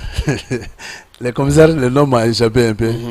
donc ka bɔ AG la ka se o ma ka sɔrɔ ka na se fo Male ma an hakili la commissaire 3 ka se 4 ma an n'o jɛra ka commissaire 7e arrondissement baara caman kɛ ɲɔgɔn fɛ n b'a dɔn n'i y'a faamuya donc Mingoro ani AG ye baara kɛ ani Mingoro ye baara kɛ ani Male fana ye baara kɛ donc ninnu bɛɛ ye témoin Male de bɛ yen mais Male fana bɔra ye tile 2 in na sisan an bɛ yɔrɔ min na sisan kunna sini tile 3 ye bi ye an ye commissaire kura sɔrɔ n'o tɔgɔ ko Mamadou Traoré o de bɛ bi a ma baara yɛrɛ daminɛ fɔlɔ mais a ye passation kɛra ka ban ni ala sɔnna fɛnɛ k'a jira o la chaque 20 janvier AJDS olu bɛ jouer ballontan na an b'o kɛ an ka kuruba kɔnɔ Sogonikɔ kɔnɔna la o fɛnɛ kɔfɛ n'o tɛmɛna dɔrɔn 8 mars min bɛ na n'o ye an balakaw ka don ye an bɛ jɛ k'o ɲɛnamaya ni Zikiri Aïcha an b'o kɛ san o san donc n'o tɛmɛna juste an bɛna se fo 22 ma 22 septembre la an b'a dɔn Sogonikɔkaw bɛɛ bɛ se k'a témoin anw ma deli ka 22 kɛ kan anw ma wulikajɔ dɔ sabati a la a dɔw la an b'a daminɛ sɔgɔma fo sufɛ o ye mun ye pour que mɔgɔw ka se k'a dɔn k'a fɔ ko 22 de bɛ yen bi Kasim san o san an bɛ yiri pɛntiri ka bɔ Sogonikɔ mairie la commune 6 mairie la ka n'a bila fo Izia Sarafara o fana kɔfɛ ka tila ka bɔ mairie côté kelen la ka taa fo Mayamugu station Shell la san o san an bɛ nin pɛntiri kɛ ninnu ye témoignage ye mun ni an bɛ k'a fɔ mɔgɔ min na population mun ɲɛna o bɛ se k'a témoin n'a sɔrɔ an bɛ ka min fɔ tiɲɛ n'o bɛ tiɲɛ tɛ nin AJDS ka waleya dɔw ye an bɛ min bila sen kan san o san donc n'an y'o fana kɛ 22 kelen o la tuguni ani sapeur pompier bɛ jouer n'o ye protection civile mɔgɔw ye san o san n'o bɛ jouer salon ni ɲinan an ye musow fara kan protection civile mɔgɔw ka musow ani commune 6 jeunesse musow olu bɛ ballontan kɛ ɲinan yɛrɛ ta an bɛ se k'a fɔ les Sœurs Unies n'o ye an balakaw ye mun bɛ ballontan kɛ joueur dɔw bɛ équipe nationale la olu nana badenya ballontan na an fɛ ɲinan a kɛra san kɔrɔ mais o bɛɛ la ta population bɔra ka fɔ in assister an hakili la an y'a kɛ samedi don min na san caman nana don mais o bɛɛ la ta population dalen don a la o continuer la ka sigi san bɛ ka na mais maa si tɛ ka bouger Kasim o kɛra dabalibanko ye dɛ mais nin bɛɛ la o est ce que aw ye gɛlɛya dɔw sɔrɔ parce que n'i ye ko kɛ cogo o cogo wagati dɔw la degun bɛ na ou bien gɛlɛya dɔw bɛ na se aw ma tɔn kɔnɔna na min ye musaka dɔw ou bien fɛn dɔ a bɛ fɛ k'a kɛ a bɛ se ka degun sɔrɔ ou bien sigida yɛrɛ kɔnɔna na mɔgɔ dɔw bɛ se ka kɛ u b'aw bali aw ka fɛn dɔw kɛ olu n'a ɲɔgɔnnaw ou bien papier ko gɛlɛyaw n'a ɲɔgɔnnaw degun jumɛn b'aw kan kosɛbɛ bon an bɛ se k'a fɔ degun min b'an kan bi o ye na anw taara mun bɛna anw nɔrɔ bila o de degun b'an kan bi o de ka jugu parce que depuis anw yɛlɛtɔla anw yɛlɛtɔla ne y'a yira bɛɛ la aw fana bɛ bɔ sifinya la o an y'a yira bɛɛ la ne kɔni ko n ko n da ye mandat kelen ye bon mandat kelen kɔfɛ jɔn bɛna na anw nɔrɔ bila o de jɔrɔ b'anw na bi mandat kelen san joli san 5 an tilal'o la sisan o banna voilà san 5 in bantɔ de filɛ tan sisan sisan anw kan k'a lajɛ sa denmisɛnnin jumɛnw bɛ yen mun ni nin yɔrɔ in ka kan nin place in ka kan an bɛ fɛ k'o de bila sen kan sisan mais hakili la denmisɛnninw y'a baara daminɛ ka ban parce que directoire dɔ sigira an bolo mun bɛ k'a essayer k'a lajɛ Sogonikɔ fan bɛɛ o bɛna lajɛ secteur de 9 de b'an bolo o secteur 9 kɔnɔna la anw ka élection hakili la an ma dogo Bamakɔ ka si la ne bɛ sigi don min na secteur 9 représentant bɔra bɛɛ la u bɛɛ accompagné ni délégué naani ye donc mɔgɔ 5 bɔra secteur bɛɛ kɔnɔna la o de bɛɛ nana jɛ ka fara ɲɔgɔn kan ka élection kɛ ka vote kɛ parce que an ma ban a la consensus la mais ala y'a kɛ bɛnbaba kɛra min kan o kɛra Alfuseni Balo ale ka votant cayara n ye 4 voix sɔrɔ maa si tɛ min ye voix 2 sɔrɔ an mɔgɔ 9 na donc automatiquement ne kɛra président o cogo la officiellement bon mɔgɔ i mana kɛ cogo o cogo i tɛna se ka bɛɛ sama ka don da kelen fɛ maa an y'an seko kɛ an y'a lajɛ mɔgɔ mun sɔnna ka fara an kan an ka nin waleya in bila sen kan ala y'a kɛ an sera ka nin baara caman kɛ n'o mɔgɔw ka wuli ka jɔ ye n y'a f'i ye an y'a daminɛ donc e bɛ fɛn ni mandat min na sisan i bɛ se k'a fɔ i nisɔndiyalen don parce que i sera ka fɛn caman sigi sen kan mais i jɔrɔlen don parce que maa minnu bɛna na i nɔ la i t'a dɔn n'olu bɛna se ka continuer aw ka tagabolo in kan an bɛ ka jɔrɔ o de la bi parce que munna anw ye sira dɔw ta o sira ninnu n'o ye an n'an ka dugutigilakaw cɛ la an'an ka mairilakaw cɛ an'an ka polisilakaw cɛ ninnu est ce que denmisɛnninw bɛna na anw kɔfɛ u bɛna o siraw ta wa k'a kɛ a kɛcogo la wa anw jɔrɔlen bɛ o de la bi barisabula commune 6 kɔnɔ bi n'i ko ko AJDS a ka ca Ala fɛ mɔgɔ caman b'an kalama mais an ka ɲumanya sira kan kojugu sira i t'anw y'o kan parce que mɔgɔ ma deli k'an wele tribunal la mɔgɔ ma deli k'an wele guerre la k'a fɔ k'an filɛ nin ye mankan na o ma kɛ fɔlɔ an bɛ fɛn o fɛn kɛ quartier kanu commune kanu ani an b'a lajɛ cogo jumɛn na pour que dɔw bɛ gɛlɛya la an bɛ se k'u bɔ gɛlɛya la cogo jumɛn na hakili la an ka wulikajɔ caman kɛra nin ye mɔgɔ i mana kɛ cogo o cogo i tɛ se k'a bɛɛ kɛ an m'a fɔ an y'a bɛɛ kɛ dɛ mais an ye dɔ kɛ Kasim an ka nin waati kɔnɔna la mais i ye min fɔ sisan o ye tɔn caman sɔrɔ parce que min ye maa minnu bɛna na tu tigɛ k'u sigi sen kan olu mana na tila ka ban u taatɔ u tɛ labɛn kɛ ka mɔgɔw bila u nɔ na bon fo a bɛna na kɛ n'olu bɔra la a bɛ sa est ce que o jɔrɔna dɔ b'i la wa o jɔrɔna bɛ na hakili la kuma in na n y'o fɔ kuma in kɔnɔna la n ko mais parce que ne tɛ se k'a fɔ bi ko n bɛ n bolo ɲɛsin karisa la ko karisa de bɛna bila ne nɔ la ne tɛ se k'o kɛ bi fo vote ka kɛ fo vote ka kɛ bon o vote kɛtɔ la est ce que mɔgɔ o tigiw ye baara kɛ min bɛ se k'a jira k'a fɔ don dɔ nataw la est ce que ale bɛna ta mɔgɔw bolo ou bien mɔgɔw bɛna danaya d'a kan bari ne yɛrɛ sɔrɔ ko in na n b'a fɔ Kasim ne m'a lawuli a kama ka kɛ président ye n taara dɔ de dɛmɛli la ko in yɛlɛmana ne bolo mɔgɔw ko ko a karisa ne e don an bɛ fara i kan ne e don an bɛ fara i kan ne yɛrɛ sɔrɔ ko in kɔnɔ ten dɛ mais ka kɔn n ye ne ye waleya caman kɛ ka kɔn jeunesse ko kuma ɲɛ hali jeunesse ko kuma tun tɛ yen n kun sigilen tɛ n'o ye parce que n ye coupe caman da mɔgɔw kɛra an ka coupe parrainw ye o mɔgɔw bɛ dugu in kɔnɔ halisa o si ma sa fɔlɔ n ye coupe min da ka kɔn jeunesse ko ɲɛ hali n t'a dɔn k'a tun bɛ kɛ a bɛ coupe 6 bɔ Kasim depuis faso kanu Sogonikɔ kɔnɔna la depuis faso kanu o témoin bɛ yen C7 ka don ba la ne bɛ se k'a fɔ ne y'a sababuba ye Sogonikɔ kɔnɔna la ka C7 bila ka sigi sen kan kosɛbɛ kosɛbɛ ne y'a sababuba dɔ ye o entraîneur bɛ yen Bamba u bɛ yen faso kanu na Lif u bɛɛ bɛ n kalama an ye ballon coupe caman da faso kanu kɔnɔna la depuis sow ma jɔ fɔlɔ mais an tun t'a dɔn k'ale bɛ kɛ sifinnakaw ka ɲɛmɔgɔ ye an y'o baaraw bila sen kan mais Ala y'a kɛ an nana an yɛrɛ sɔrɔ ko in kɔnɔna la an n'an m'a lawuli a kama mais an y'an yɛrɛ sɔrɔ a kɔnɔna la an y'an seko fana kɛ min bɛ se k'a to a bɛ dɔn k'a fɔ ko cɛ dɔw tɛmɛna denmisɛn dɔw tɛmɛna u ye nin waleya ni nin waleya in kɛ o de kama an bɛ k'an bolo ɲɛsin an ka waleya dɔ la bi vraiment mun bɛ na an kɔfɛ ni Ala ma ko wɛrɛ kɛ an bɛ fɛ o ka tɛmɛ an na mais est ce que waleya in la sinsinni sira wɛrɛ bɛna na k'e bolo hali n'a sɔrɔ i bɛna na tɔn in to sifinw bolo wa parce que fɛn dɔw bɛ yen n'i y'u sigi sen kan ka taa ka bɔ a la fana k'a miirina n'a fɛnw to o ka ɲi mais ni fana sera ɲɛmɔgɔya la yɔrɔ dɔ la n'i bɛ se ka u dɛmɛ ou bien ni i bɛna na se ka fɛɛrɛ dɔ sɔrɔ pour que waleya ninnu dɔw ka se ka to sen na parce que o fana gɛlɛya b'an ka sigidaw la kosɛbɛ i ye min fɔ leadership ko in yɛrɛ de y'a la problème ba yɛrɛ bon o bɛ dépend mɔgɔ mun minɛ équipe kura min bɛ na peut-être n'u ko ko n'u ye considération da an kan k'a fɔ ninnu ye waati kɛ est ce que an t'a lajɛ an ka président d'honneur d'u ma ou bien an t'a lajɛ an k'u kɛ membre ye an n'u ma kɛ membre actif ye mais an b'u ta i n'a fɔ Sajou peut-être n'o kɛra anw ka partenaire min bɛ yen an b'u d'u ma partenaire caman bɛ AJDS bolo n'an wulila su tile o mɔgɔ mun pɛrɛnnen don k'an dɛmɛ non seulement u physique la n'u ka bolola nafolo la o mɔgɔw b'an bolo yala an kan ka se k'o di olu ma mais ni olu nana équipe kura nana n'olu ma sɔn ka an demande ou bien peut-être n'u ma se an ma an tɛna se k'a fɔ ko f'an k'a fɔ ko diyagoya a ye sɔn an k'aw dɛmɛ an tɛna se k'o fana kɛ ayiwa mais a ka d'an ye an b'a fɔ an filɛbagaw ni an lamɛnbagaw ɲɛna ko bi su in na an n'Alu Senu Balo bɛ ɲɔgɔn fɛ AJDS commune 6 min ye association des jeunes pour le développement de Sogonikɔ n'a kɛra commune 6 ta ye a ye baara minnu kɛ san 5 kɔnɔna na a y'a da don o la waleya minnu kɛlen don a fɛ ani laɲini minnu b'a fɛ tɔn in yɛrɛ bɛna na se ka siniɲɛsigi kɛ cogo min na an b'o kɛ jamana in an b'a kɔnɔ aw fana ye sifin ye yalama k'aw to commune 6 baara in na aw ni denmisɛnninlaka wɛrɛw ye bolo di ɲɔgɔn ma ka baara kɛ sigida wɛrɛw la wa an ye an bolo di mɔgɔ caman ma ne yɛrɛ bɛ tɔn dɔ kɔnɔ n'a bɛ fɔ ma les collectifs de différents présidents an ye o tɔnba sigi quartier 10 min bɛ commune 6 kɔnɔna la an ye tɔn sigi n'o ye collectif ye o kɔrɔ ko président fɛn fɛn bɛ quartier tɔw kɔnɔna la ɲɛmɔgɔya la an y'o kɛ collectif kelen ye donc n'an ka ko bɛ kɛ i b'a sɔrɔ Sokɔrɔji bɛ na Sogonikɔ ko la Janjigila bɛ na Mayamugu bɛ na Ɲamakɔrɔ bɛ na nin bɛɛ b'an bolo an ye nin sigi don n'a nataw la pour que an ka se ka jamana dɛmɛ n'an kan bɛ wulikajɔ kɛ ɲɔgɔn fɛ o wulikajɔ kɔnɔna la an hakili la hali kɔsa in na o ye prévu ye min ka surun n'a bɛɛ ye école ta in selen collectif farala denmisɛnnin sifinnaka dɔw kan n'a bɛ fɔ ma ko coalition Papito olu fana ye sifinnakaw ye mun fana y'u ka wulikajɔ fana sabati nin waati la o fana ko tɛna commune 6 to ten n'u fana ma wulikajɔ sabati donc an n'olu farala ɲɔgɔn kan an y'a daminɛ mun na école so fɛn fɛn bɛ Kasim bin b'a bɛɛ kɔnɔ bi bin fɔlɔlen b'a kɔnɔ n'i donna école so dɔ kɔnɔ i bɛ siran ko denmisɛnninw bɛna don ni école so kelen de kɔnɔ donc an ye ɲininkali kɛ ministre ɲɛna n k'a ka wuli ka taa école so lajɛ an ye ɲininkali kɛ CGS bɛ mun baara la olu de kan ka nin baara kɛ mais n'u m'a kɛ anw tɛna sigi k'u lajɛ anw fana ye wulikajɔ sabati an hakili la an ye école so 2 kɛ ka ban Sokɔrɔji école so an y'o binw cɛ k'o binw tigɛ ka ban san nana aw kɔ tuguni san nana aw kɔfɛ mais an bɔra an taara Janjigila fɛnɛ an taara an kɛ yen fɛnɛ kan an ye bin caman fɛnɛ tigɛ an bɛ fɛ ka quartier in bɛɛ kelen kelen kɛ yanni école ka don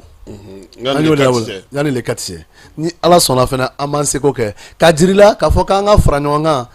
nin y'a nafa dɔ ye an bɛ se quartier wɛrɛw la min t'an ka quartier ye an y'o waleya mun bila sen kan hali ka taa quartier la yanni ka s'o ma fɛnɛ Janjigila olu ka dinganba dɔw la fara kɔsa in na an hakili la an quartier collectif n'a a nɔkamɔgɔw an bɛɛ farala ɲɔgɔn kan an taara yen baaraw kɛ ɲɔgɔn fɛ ka taa dingan mun bɛ dingan dɔw tun bɛ surtout mairie kura min dayɛlɛla sisan Janjigila o kɛnɛmala lafalidon Sokɔrɔji tun bɛ yen Sogonikɔ tun bɛ yen quartier caman tun bɛ yen o ye an ka fara ɲɔgɔn kan nafa dɔ ye barisabula n'an bɛɛ tora an kelen na peut-être dɔ bɛ dɛsɛ ka ko dɔ kɛ mais ne dɔ bɛ ko dɔ kɛ i n'a fɔ janjigila sisan i y'a kamiya bɛ yen n'ale bɛ wulikajɔ sabati a bɛ ci bila an ka vocal bila an ka groupe sanfɛ k'a fɔ janjigila bɛ fɛ ka nin waleya bila sen kan n'an bɔr'o kalama an fana bɛ ɲɔgɔn informer ne ni mɔgɔ min kan ka taa ɲɔgɔn fɛ ka taa apport k'u ye ne n'o délégation bɛ wuli ka taa ɲɔgɔn fɛ an bɛ taa lajɛ an bɛ se k'an seko min kɛ ainsi que i n'a fɔ Sokolaji bɛ cogo min na Ben n'o fana n bɛ k'a citer par le nom pour que mɔgɔw k'a dɔn k'a fɔ ko anw bɛ ɲɔgɔn bolo wa ni dɔ ye wulikajɔ sabati a tɛ k'a kelen na an bɛɛ bɛ fara ɲɔgɔn kan an bɛ t'u tigi dɛmɛ u ka dugutigiw fana b'a kalama surtout Sokolaji dugutigi a ko k'a fɛn tɛ kɛ Sokolaji n'ale ma ne kunkolo y'a la o y'ale nisɔndiya donc n b'a fo nin kɛnɛ kan fulakɛ don i yɛrɛ ni fulaw ka di dɛ ni fulaw ka di tiɲɛ fulaw dun ka ko kumalamaw o to ka kare fara ni mɔgɔw ye fulaw ka ko balo i kɔlɔsi u la dɛ non n'Ala sɔnna an ka fula ninnu a caman ka ɲi a caman ka ɲi a caman ka ɲi ayiwa o diyara an ye sisan aw yɛrɛ b'a dɔn k'a fɔ ko an ka jamana bɛ cogo min na bi kuma tɛ degunba minnu bɛ an ka jamana na a ko ma nɔgɔn aw jeunesse aw yɛrɛ bolo mun bɛ se ka kɛ bi yaasa degun dɔw bɛ yen kuma tɛ bingani min kɛra yan n'o kɛra le 17 septembre école de gendarmerie la an b'a dɔn a ma dogo aw la a gɛlɛya ɲɔgɔnna bɛ jamana fan caman bi n'o ye basigibaliya ye aw yɛrɛ hakilina ye mun ye o la est ce que aw bɛ hakili jagabɔ kɛ olu n'a ɲɔgɔnnaw ka jamana tagali yɛrɛ ɲɛtaga ko la wa n ye kuma dɔ kuntigɛ peut-être m'a développé kosɛbɛ n'o ye police proximité an ni polisiw bɛ baara dɔ kɛ ɲɔgɔn fɛ kasi waati dɔ la patrouille yɛrɛ kɔnɔna la i b'a ye ne yɛrɛ bɛ don n bɛ don patrouille kɔnɔ k'a sɔrɔ hali n m'a dabɔ a kama barisabula an bɛ se ka fɛn dɔw ye ka kɔn ka fɛn dɔw bɔ fɛn dɔw kalama k'a sɔrɔ an ka autorité ma s'a kɛnɛ kan fɔlɔ n'u sigara fɛn dɔw ma fɛnɛ k'a fɔ ko nin bɛ nin quartier kɔnɔ ou bien nin bɛ nin yɔrɔ nin secteur kɔnɔna la a dɔw la hali ne yɛrɛ kunkolo ma se yen mais i bɛ taa sɔrɔ ne ka ciden bɛ se yen ka taa bɔ dɔw kalama ka bɔ n'a fɛn dɔw ye septième arrondissement bɛ se k'o confirmer yan tout de suite an ye dɔ kɛ ala ma mɛn a tɛ tɛmɛ hali 2 semaines kan a b'u dɛmɛ an b'u dɛmɛ o dɛmɛ o y'anw kan jagoya parce que a bɛ komi anw bɛ ka fɔlɔ k'an yɛrɛ dɛmɛ fɔlɔ yanni an k'a fɔ k'an bɛ an ka autorité dɛmɛ parce que n'an m'a kɛ n'a tiɲɛna a bɛ tiɲɛ anw de fɔlɔ ye dɛ donc min kɛra lasiya ko min kɛra n'o ye baribariw nana ka na kɔn ka soli ka na bin an ka faso lakanabagaw kan vraiment a y'an tɔɔrɔ an bɛ tasibila kɛ nin yɔrɔ in kɛnɛ in kan yan mun banna la ala ka hinɛ u la ala k'u kɛ sayarisu k'u don arijinɛ kɔnɔ mun yɛrɛ fɛnɛ kɛra banabagatɔ ye an bɛ ala deli ala k'u kɛnɛya n'u kɛnɛyala ka tila ka segin tuguni ka na fura in daminɛ tuguni ka na n'u ka wulikajɔ in ye tuguni min ni rigueur min tun t'u la k'o rigueur fɛnɛ sɔrɔ tuguni an bɛ se k'a fɔ a don commune 6 kɔnɔ a kɛra gɛlɛya caman ye quartier 3-4 ɲɔgɔnna ye gɛlɛya caman sɔrɔ a la ka bɔ Senu Falajɛ Banakabugu ka taa se Yirimajɔ ma ninnu ka gɛlɛya bonyana n'an tɔw ta ye mais an tun bɛ communiquer la parce que an ma sigi tuguni an bɛɛ y'a lajɛ mɔgɔ mɔgɔ bɛ yen n'o y'an ka population ye n'i ye hali sigana mɔgɔ ye kelen ye i k'i jija i k'a lase autorité dɔ ma n'i y'a ye mɔgɔ dɔ bɛ cogo dɔ la a cogoya yɛrɛ m'e ja a ma se parce que waati dɔ la amalgame tun bɛ n'an sɔrɔ mɔgɔw tun bɛ ka amalgame kɛ k'a lajɛ ni mɔgɔw bɛ cogo dɔ la dɔrɔn u bɛ baga u ma parce que fatɔw bɛ yen banabagatɔw bɛ yen mɔgɔ dɔw bɛ yen kunkolo yɛrɛ tiɲɛnen don mais a bɛɛ tɛ terroriste ye donc an ye plaidoyer kɛ o la kosɛbɛ kosɛbɛ an hakili la 7e commissaire adjoint ne yɛrɛ kɛra sababu ye ka dɔ accompagner ka taa n'a fɔ commissariat ale bɛ se k'o témoin kɛnɛ in kan yan an ma to so an m'a bɛɛ kɛ k'an to so k'a fɔ k'an m'a bɛɛ kɛ téléphone ci ye ne yɛrɛ taara dɔ bɔ mɔgɔw bolo yanni mɔgɔw k'a faga mais en réalité o tun ye terroriste ye parce que a minɛlen ne taara sɔrɔ mɔgɔw ye a dalakurulen a bɛnna sɔrɔsi dɔw tɛmɛtɔ fɛnɛ ma olu fɛnɛ nana ka na fara a kan mais dɔw tun y'a yira k'u bɛ taa n'a yɔrɔ dɔ ko k'u b'a jeni ne ko n k'o tɛ se ka kɛ commissariat ka surun an na o yɔrɔ bɛɛ ne ye commissaire adjoint wele a bɛ se k'a témoigner u ye unité dɔ wuli dépêcher rapidement u nana ka na an kunbɛn ka cɛ minɛ an taara n'a ye commissariat kɔnɔna la interrogation yɛrɛ kɔnɔna la Kasima ala ka marifa bɛ yɔrɔ min na a y'a bɛɛ yɛrɛ fɔ ale tununa ale tɛ fɛn yɛrɛ kalama a ka marifa bɛ fɔ Kalaba maa dun bɛ fɔ Sogonikɔ donc groupe dɔw bɔra yen voilà donc k'a jira i la an kɛra sababu ye an y'an sen don nin ko dɔw la k'a lajɛ an bɛ se k'an ka autorité dɛmɛ cogo jumɛn na an y'o wulikajɔ dɔw sabati nin ye min ye n ye nin fɔ parce que munna mɔgɔw k'a dɔn an tɛna sigi kɛnɛ in kan yan k'a fɔ k'an bɛ kuma ten fu la o de kosɔn n ye adjoint ta tɔgɔ ma n k'ale bɛ se k'a témoin commissariat 7e arrondissement n'o ye commissariat de Sogonikɔ ye bi o kɛra vis-à-vis n y'ale wele ale ye mɔgɔ bila ka na an kunbɛn an taara n'a ye ala y'a kɛ a kɛra mɔgɔ kirikira dɔ ye donc ka jirila quartier bɛɛ la an ye wele bila an ka mɔgɔ bɛ quartier fɛn fɛn kɔnɔ commune 6 kɔnɔ an ko k'an k'a lajɛ an ka fara population kan parce que n'an ma fara population kan dɔw bɛ yen n'u ye mɔgɔ sugu dɔw ye sans chercher midi à 14h jenini ni bugɔli ni fagali de bɛ dugu kɔnɔ ba dɔw la an bɛ se ka baga an ka mɔgɔ dɔ ma o de kosɔn n'a dira dibagaw ma ni an y'a di autorité ma olu ka ɲininkali n'u ka sɛgɛsɛgɛli kɔfɛ n'olu y'a ye min b'a la u kan ka segin ma u bɛ se n'a ye n'u y'a ye min t'a la n'u kan ka labila cogo min na u b'o labila ten k'a yirala vraiment anw participera autrement parce que diyagoya d'an kun ka participer mais tiɲɛ yɛrɛ la an kan ka participer ka tuguni ka tɛmɛ nin kan ni Ala sɔnna an fana on va rester vigilant. Ayiwa o ka ɲi kosɛbɛ parce que o b'a to a bɛ se ka jamana dɛmɛ pour que ka se ka hali mɔgɔ dɔw ni kisi a bɛ mɔgɔ caman dɔn mɔgɔw b'aw bolo kinw na olu fana bɛ mɔgɔ caman dɔn jiko min bɛ sen na nin ye sisan Balo parce que o kɔni ale bɛ ka boli an nɔfɛ de an ko marifakisɛ ja jikisɛ fana bɛ yen tiɲɛ yɛrɛ la mais komi an ka mɔgɔ caman dalen tɛ météo de la sinon météo ye nin fɔ dɛ an yɛrɛ bɛ ɲini ka na a fɔ an ka mɔgɔw na n'o y'a sɔrɔ u bɛ se ka n'u bɛ kibaruyaw fana lamɛn quoi parce que kibaruya n'i bɛ kibaruya lamɛn fɛn dɔw bɛ ko dɔw la olu ti. ne hakili la météo ye nin fɔ ka caya k'a fɔ sɛbɛ la k'a fɔ ko san bɛ na min ka ca wa san min bɛ na an bɛ mɛn an ye san caman kɛ an ma san min ye k'an b'o sɔrɔ ka tila k'a fɔ ye ko san bɛ continuer fo novembre la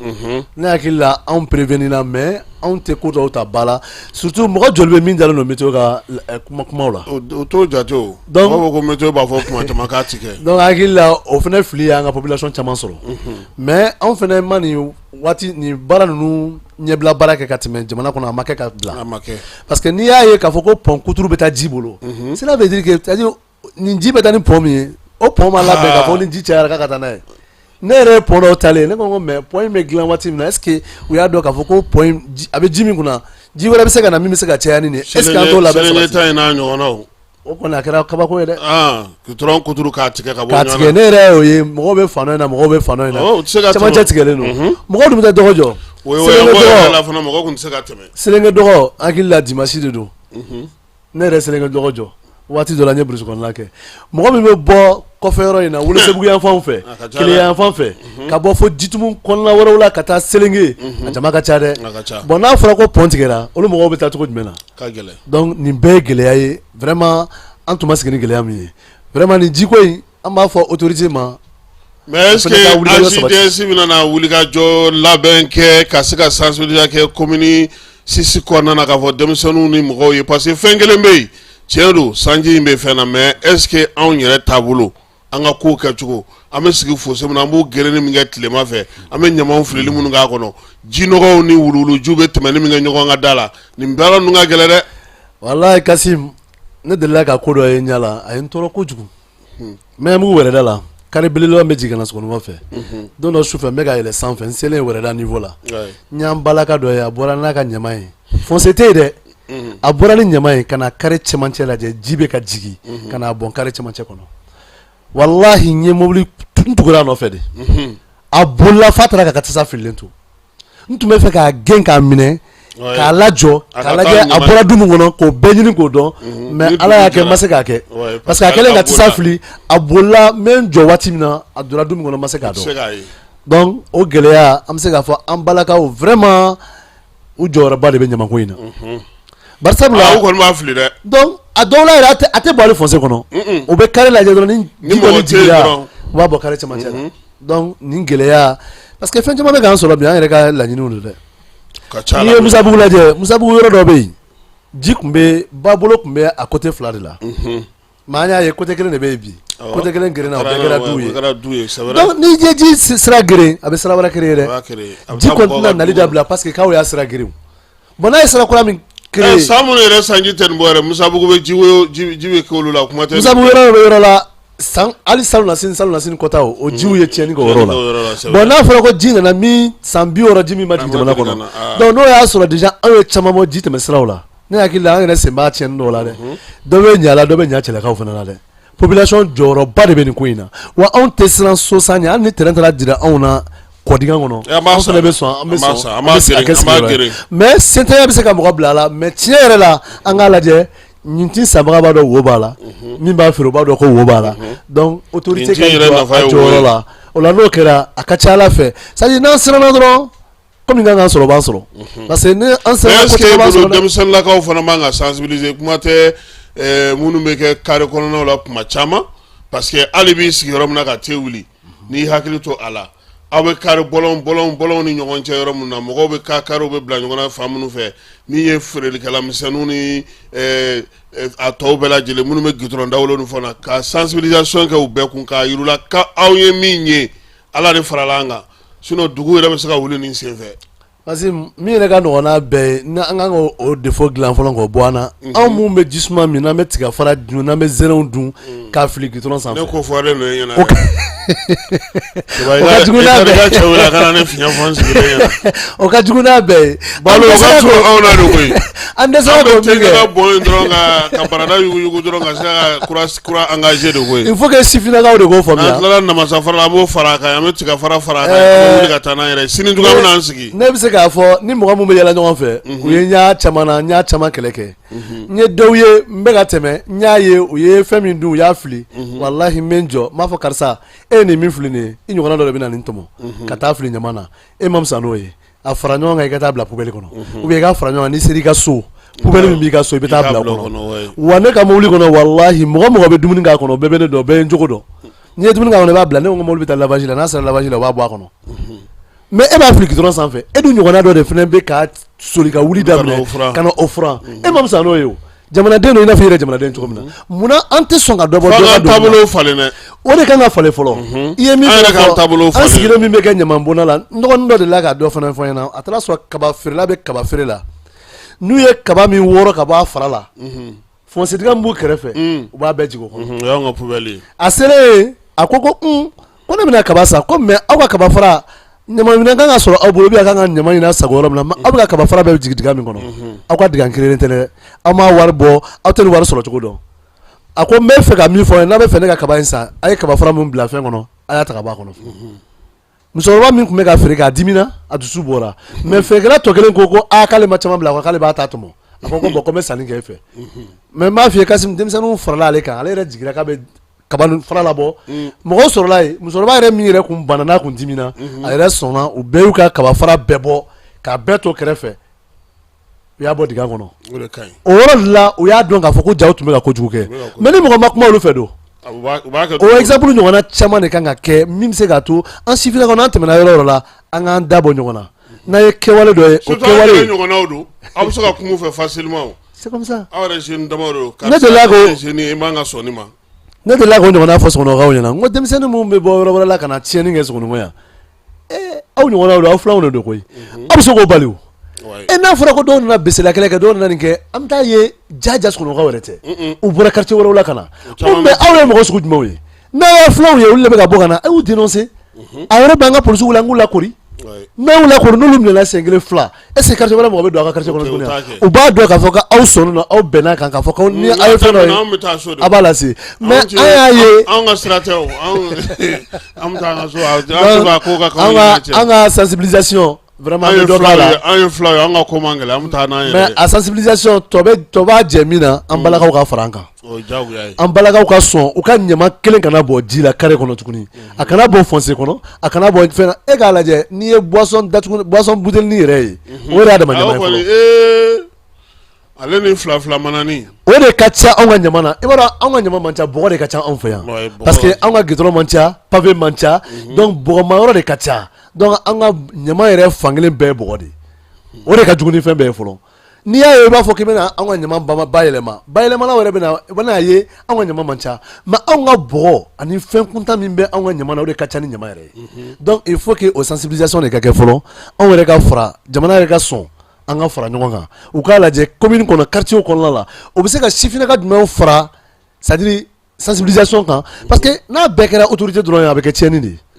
anw de bɛ ɲɔgɔn ɲɛnakilikan dɔn anw de bɛ ɲɔgɔn kumacogo dɔ de bouche à oreille a information ka surun kojugu n'an sera ka sɔn ɲɔgɔn ye k'a fɔ ko yala est ce que n'anw ye jamana yɛrɛ autorité dɛmɛ u bɛ ka hakilina min ta k'an sɛgɛrɛ anw fana kan ka mun kɛ n'anw ye anw fana ka bɛlɛkisɛnin kelen ta ka bɔ a nɔ la ne hakili la an mago bɛ avancement min na ensemble an bɛɛ bɛ avancer ɲɔgɔn fɛ mais autorité kelen tɛ se k'a kɛ fo population ka sɔn surtout an sifinnakaw an k'an bolo di ɲɔgɔn ma ayiwa ɲinan kɔni ji ye tiɲɛni kɛ bɛɛ lajɛlen y'a dɔn k'a fɔ tiɲɛni kɛra Mali fan 14 bɛɛ lajɛlen fɛ sɛnɛfɛnw yɛrɛ mɔgɔw jɔrɔlen don hali bi réunion min kɛra premier ministre fɛ u y'a jira k'a fɔ ko maaw ka se k'u ka sɛnɛfɛnw tigɛ joona minnu yɔrɔ minnu bɛ yen n'olu ka ɲɔw n'u ka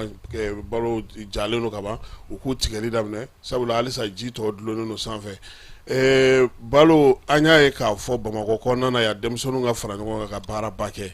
ka so ka misaliw di o ka dɔgɔ an bɛ denmisɛnninw ye fɛn min na ka caya kuma caman o ye ka tugu politique mɔgɔw nɔfɛ ka taa réunion na ka meetingiw kɛ ka kɛ kiba ninnu ɲɔgɔnnaw ye kuma o kuma M5 y'a don M5 y'a bɔ tan don o don boulevard la ka yɔrɔw yɛlɛma est-ce que aw yɛrɛ a ma se aw ka fara ɲɔgɔn kan fana k'a lajɛ ka hakilila di ɲɔgɔn ma ka koba dɔw kɛ Bamakɔ kɔnɔna na mun bɛ se ka kɛ misali ye est-ce que o labɛn dɔw kɛlen don aw bolo ne hakili la an sifinnaka an ye leçon caman sɔrɔ dɛ n'o aw y'o sɔrɔ o sara dɛ an ye leçon caman de sɔrɔ aw kana da leçon sɔrɔli ma koyi a ye leçon in waleya ten non ni Ala sɔnna leçon mun sɔrɔla an bɛna kɛ waleya fɛnɛ ye voilà parce que ni fɛn yɛrɛ kumakan na n'a ma ye kɛ wale la fu de kasi mais ni Ala sɔnna an bɛ ka taa cogo min na tan min kɛra ka tɛmɛ madara n'o bɛ kɛ tuguni dɛ a bɛ gɛlɛya dɛ parce que an y'a ye maa maa ye présidentya kɛ a si tɛ min si kuma tɛmɛ san 40 kan mais an y'a ye yɛlɛma caman ka don Mali ko la denmisɛnninw de bɛ ka kɛ bi dɛ sifinnakaw de bɛ ka kɛ bi donc an bɛ président fo nin kɛnɛ kan a ye kumakan ɲɛ kelen fɔ hakili la anw bi sa tɛ bɔ an kɔnɔ a ko olu ye sifinnaka ye bi ale yɛrɛ ye sifinnaka ye ni ale échouera o b'a jira sifinnaka bɛɛ de dɛsɛra donc nin kuma in nin tɛ bɔ mɔgɔ kɔnɔ dɛ kɔrɔ ka bon dɛ mais kumakan gansan tɛ dɛ barikaba de bɛ kuma in na donc an bɛ président fo a ye o wulikajɔ min kɛ a y'o kumakan min fili n'a kumakan ni barika donna ni bɛɛ y'a mɛn a tulo la fo k'an ka baara kɛ n'a ye de baara tɛ se ka kɛ n'a ye kumakan na fo ka kɛwale ka jira o de kosɔn i y'a fɔ sisan ko yala fɔlɔ an tun bɛ tugu politique mɔgɔw kɔ an bɛ tugu nin kɔ an bɛ tugu sisan madala ni lisi ni élection nana se zen in na ni ma sifinnakaw k'i ka lisi bɛɛ ye n'i y'a kɛ ni maakɔrɔbaw ye ne madala ni maa bɛ kuma i fɛ dɔw yɛrɛ ka se ka u jɔ sen na fɔlɔ parce que an bɛ ka taa sira min fɛ a ma nɔgɔn dɛ bari sabula an y'a ye k'a fɔ ko sifinnakaw bɛ se parce que fɔlɔ a tun bɛ fɔ an ɲɛna de ko ye denmisɛnnin so sen ka teli mais k'a tɛ sira dɔn ja a bɛ se ka sira bɛ se ka don a kɔrɔ k'aw jɔ ko turu ka s'aw ma ko turu ka s'a ma ko nin t'a banna la ka ban k'a y'a to nin k'a tɔ laban o bɛna tɔ min laban dɛ o b'a tɔ tiɲɛ an bolo de an y'o caman de ye a y'a tiɲɛ de donc hakili la lisi fara ka ban ne hakili b'a la o delila ka denmisɛnnin dɔ sen bɔ a la n'o de ye ko cɛkɔrɔba in filɛ nin ye ko nin ta tɔ man jan tuguni ko an ka to nin ka nin mandan kelen kɛ ko san 5 in k'a ban man bɔ o san 5 in tiɲɛni jumɛn bɛna k'a kɔnɔ est ce que cɛkɔrɔba kan ka wulikajɔ min sabati a kan ka giringajɔ min kɛ est ce que a bɛna se k'a kɛ wa an bɛna jigin a la k'a sɔrɔ mɔgɔ min y'a ta olu de nɔ don mais a don an bɛna fɔ an tɛ k'a ye tuguni a tɛ k'a ye nin na a tɛ k'a ye nin na a tɛ se k'a ye o bari sabula si kɔrɔbayara farisogo dɛsɛra mais n'an ye denmisɛnninw yɛrɛ ta an yɛrɛ dɔw ta hakili la an bɛ ɲɔgɔn ka kan mɛn koyi an kan ka min fɔ ɲɔgɔn na an tɛna siran k'o fɔ ɲɔgɔn na wa an kan ka min kɛ ɲɔgɔn na an tɛna dɛsɛ k'o kɛ ɲɔgɔn na o de kama n ko tiɲɛ na nata an ye exemple caman sɔrɔ ni Ala sɔnna anw b'an bolo jɔ mɔgɔ mɔgɔ la f'a ka kɛ denmisɛnnin namɔgɔ ye min a gerebu kɛnɛya b'a la a wulikajɔ b'a bolo a bɛ se k'a girinkajɔ fana ɲa hakili la an bɛna ɲɛsin o de ma politique mɔgɔ kɔrɔw u kan k'a dɔn ko déjà ko kasa bɔra fasodenw nun na ka ban n'u m'a dɔn u yɛrɛ ye ne hakili la artiste denmisɛnninw ye mun kɛ bi an bɛ naɲini ye tuguni yan an b'a min koyitaw ye tuguni yan est ce que u y'u bugɔ de mun nɛni m'u bugɔ mais u y'u dégager ka bɔ scène sanfɛ denmisɛnninw y'u dégager ka bɔ scène sanfɛ ka sɔrɔ a ma kɛ kɛlɛli foyi ye ne hakili la o ɲɔgɔnna révolution de kan ka na anw fɛ yan bi k'a lajɛ politique mɔgɔ kɔrɔba mun bɛ yen u k'u yɔrɔ ɲɔn ten u ka taa kɛrɛfɛ ni denmisɛnnin bɛ mɔgɔ min bolo k'a bila ni denmisɛnnin t'i bolo i ka parti datugu denmisɛnninw de bɛna wulikajɔ sabati jamana in tɛ to mɔgɔkɔrɔba bolo tugun mun dɛsɛlen don an t'a fɔ an tɛ mɔgɔkɔrɔba bonya dɛ mɔgɔkɔrɔba bonya b'an yɔrɔ la wa an b'u ka conseil lamɛn an bɛ baara kɛ n'u ka conseil caman ye mais anw yɛrɛ bɛ se ka ko dɔ dilan anw yɛrɛ bɛ se ka wulikajɔ sabati wa anw yɛrɛ hakili kɔrɔbayara ten parce que fɛn caman kɛra an ɲɛna bi an kan k'a dɔn jamana in mago bɛ mun na bi est ce que anw tɛ kɛ sababu ye k'o lase jamana in ma ninnu mun jɔra bi k'a jira k'a fɔ ko ko fila u ye ko fila de ta k'a fɔ ko fɔlɔ an tun tɛ kariya ka taa fɔ tubabuw ɲɛna ko nin ye saga ye an tun b'a fɔ tubabuw ɲɛna ko a ko bagan dɔ b'an bolo ka kariya k'a tɔgɔ fɔ a jɛ kan k'a sɔrɔ an ka mɔgɔw tun tɛ kariya k'o kɛ mais bi ni saga de b'an bolo an b'a fɔ ko saga b'an bolo ni sɛ b'an bolo an b'a fɔ ko sɛ b'an bolo wa ni min t'an bolo an b'a fɔ ko o t'an bolo n'u ko k'u bɛ nin jagoya tintin an kan an b'a fɔ ko an ti sɔn nin ma ne hakili la waleya de taara bi wa hali ni Ala y'a kɛ ni élection nana se a waati nana se hakili la mun bɛ don a ko kɔnɔ ni hakilina de bɛna taa bɛɛ fɛ an ko jamana ko ni tɛ anw ka jamana ko la ko i bɛ fɛ k'i sago de hali ONG mun bɛ na ka na sifinnakaw nɛgɛ waati bɛɛ ONG u ye tiɲɛni min kɛ jamana kɔnɔ anw bɛ dɔ dɔn a la ka ca dɛ olu yɛrɛ bɛ ko in bɛɛ kɛ u yɛrɛ ka nafa de kama n'u nana ni 500,000 n'u ye 500,000 francs débloquer ko de kan ka na ONG kan ka na dɛmɛ kɛ i b'a sɔrɔ ONG yɛrɛ ɲɛmɔgɔ yɛrɛ bɛ 50,000 60,000 bɔ a la 20,000 de bɛ di bénéficiaires ma o bɛ mun de ɲɛ Kasim mais et pourtant mun yɛrɛ nana hakilina olu de b'a bénéficier kosɛbɛ ka tɛmɛ fɛn kan mais et pourtant o dotɔ la ko 500,000 de dira k'an bɛn'o di fasodenw ma o n'a ɲɔgɔnnaw tiɲɛni camanba de kɛra an bɔra caman kalama mais ni Ala sɔnna hali ONG ko an bɛna an da don a bɛɛ la a si tɛ k'an ɲin'a ma tuguni an b'a lajɛ ni min ye Mali ta ye min n'an ka Mali ka hakilina bɛ bɛn an ni bɛ ɲɔgɔn sɔrɔ la mais n'a kɛra ko hakilina dɔ de dir'e ma agenda dɔ de b'e bolo min bɛ ɲɛsin mɔgɔ wɛrɛw ma min tɛ fasodenw ka ko ye ayiwa an kan ka min fana kɛ an b'o kɛ dɛ an b'o fana sama an ka autorité la ko an dɛmɛ o baara la parce que an tɛna sigi tuguni k'olu lajɛ tuguni o banna pewu an ye baabu kɔni sera a kuncɛyɔrɔ la ni wagati na an bɛ se k'a fɔ n ko min ye kuma fanbaw ye kuma tɛ aw ka tɔn a ka se ka kɛ misali ye i n'a fɔ Keba yɛrɛ y'a laɲini cogo min ale ko k'a b'a dɔn aw bɛ baara min na baara min ni o kan ka kɛ misali ye an ye o tɔnɔ sɔrɔ sifinw aw caman sɔgɔlen don an na ɲɛ bɛ messages ni fɛnw caman na an b'a fɛ k'a kɛ tan an b'a fɛ k'a kɛ tan o tɛ dɛ a wuli k'aw jɔ a wuli k'aw jɔ koyi wagati min kuma selen filɛ nin ye maa si tɛna n'a kɛ maa ye tuguni ni min ka wuli ka jɔ ni o ka cɛsiri farigan bonyana maaw bɛ tugu o de kɔ ka baara danaya da olu de kan olu de bɛ se ka kɛ numinɛ ye mais k'i sigi awɔ an bɛna n'an labɛn don o don aw bɛna n'aw labɛn aw ti baara la aw ti fɛn wɛrɛ la telefɔni 2 bɛ yen jakarita bɛ yen e bɛ ko ka pari te bɛ wuli e dun ko k'e bɛ baara ɲini na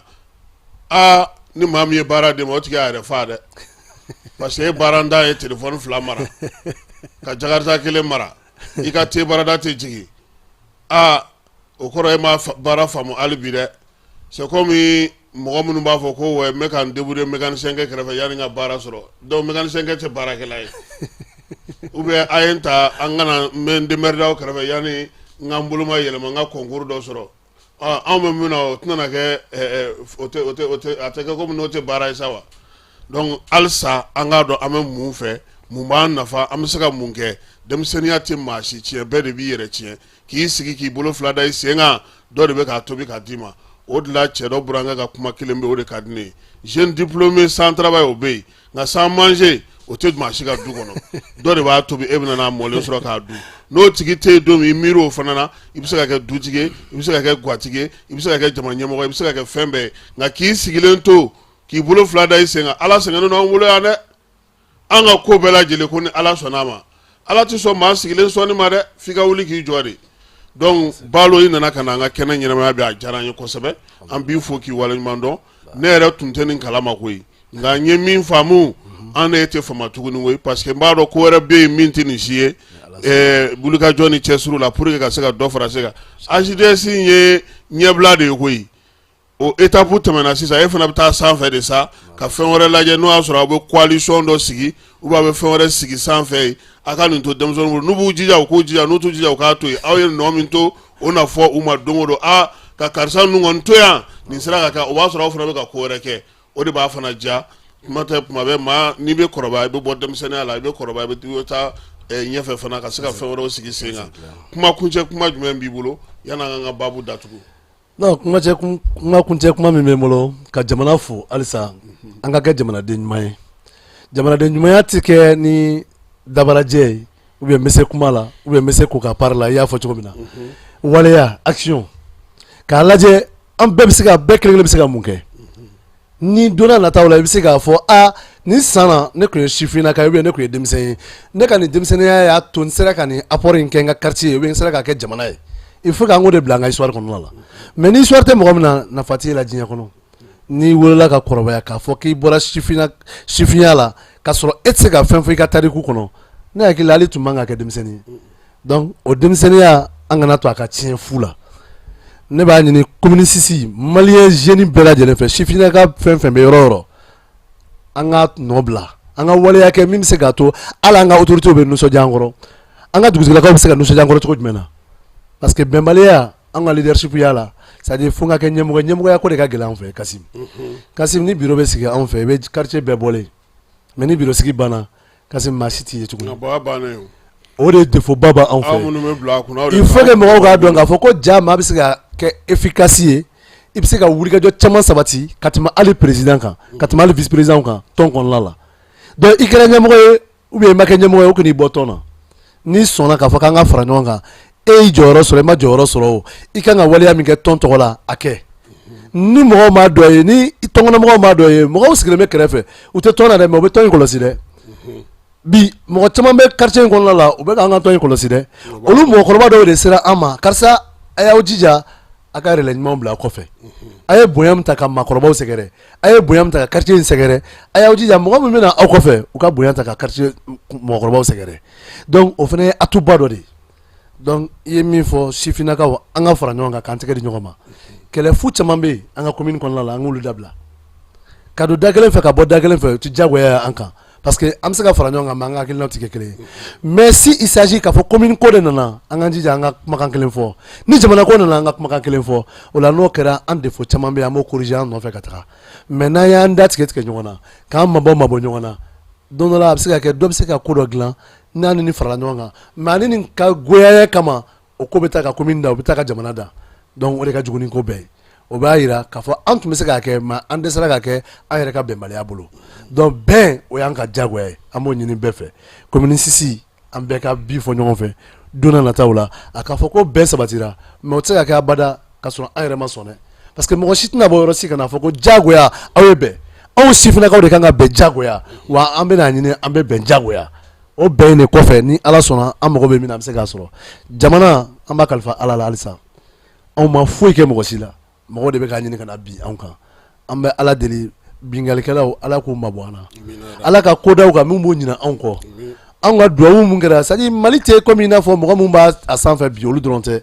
mɔgɔkɔrɔba mun tɛmɛna barikaba camanba de tɛmɛna jamana in kan olu mɔgɔkɔrɔbaw ka duwawu n'u ka barika halisa a bɛ jamana in fɛ tant que olu bɛ yen o mɔgɔkɔrɔba siw bɛ yen olu bɛ duwawu kɛra jamana ye mun ɲɛnama min fana b'an fɛ yan bi a caman bɛ barika b'u la dɛ a dɔw ka duwawu hali sini barika b'a la surtout an balaka dɔw bɛ yen hali sini u ka barika bɛ an ka duwawu la donc an b'a ɲini u fɛ halisa an k'an banban an ka da an ka jamana ɲɛmɔgɔw la an ka sɔn an k'u dɛmɛ fɛnɛ parce que n'an ko k'u ka se nin na n'an yɛrɛ ma sɔn k'u dɛmɛ u tɛna se dɛ jinɛw tɛ mɛlɛkɛw tɛ u tɛ se ka fɛn bɛɛ kɛ mais u b'u seko de kɛ u seko bɛ kɛ cogo jumɛn na anw ka wulikajɔ ani anw yɛrɛ bɛna timinanja min ta k'u sɛgɛrɛ o de b'a to o fana bɛ timinanja sɔrɔ u bɛ courage sɔrɔ ka fɛn kɛ min ka bon an ɲɛ bɛ min na ye don n'a nataw la an b'a dɔn jamana in mɔgɔw bɛna ɲɛbɔ a fɛ fo visa bɛna ɲini ka na jamana in kɔnɔ an ɲɛ b'o sira de la bon o sira tɛ kɛ abada na anw yɛrɛ population n'an sifinnakaw n'an m'an sen don a la donc k'a fɔ président n'a ka jama ye ni ala sɔnna an tɛ to ko jamana dɛmɛ na an b'an seko kɛ k'a k'u yɛrɛ ɲɔgɔnna ye fo n'an tɛmɛn'u la hali bi ala ka jamana in kisi k'a tanga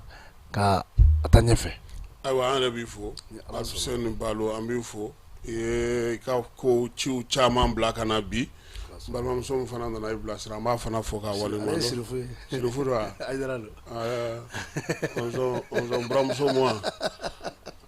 k'a bisimila n'an bɛ ko a m'o fɔ k'aw b'o fɔ n ye o ye n buranakaw ye Falaye Keyita tun bɛ ale ye maninka ye Keba Jalo ye fila ye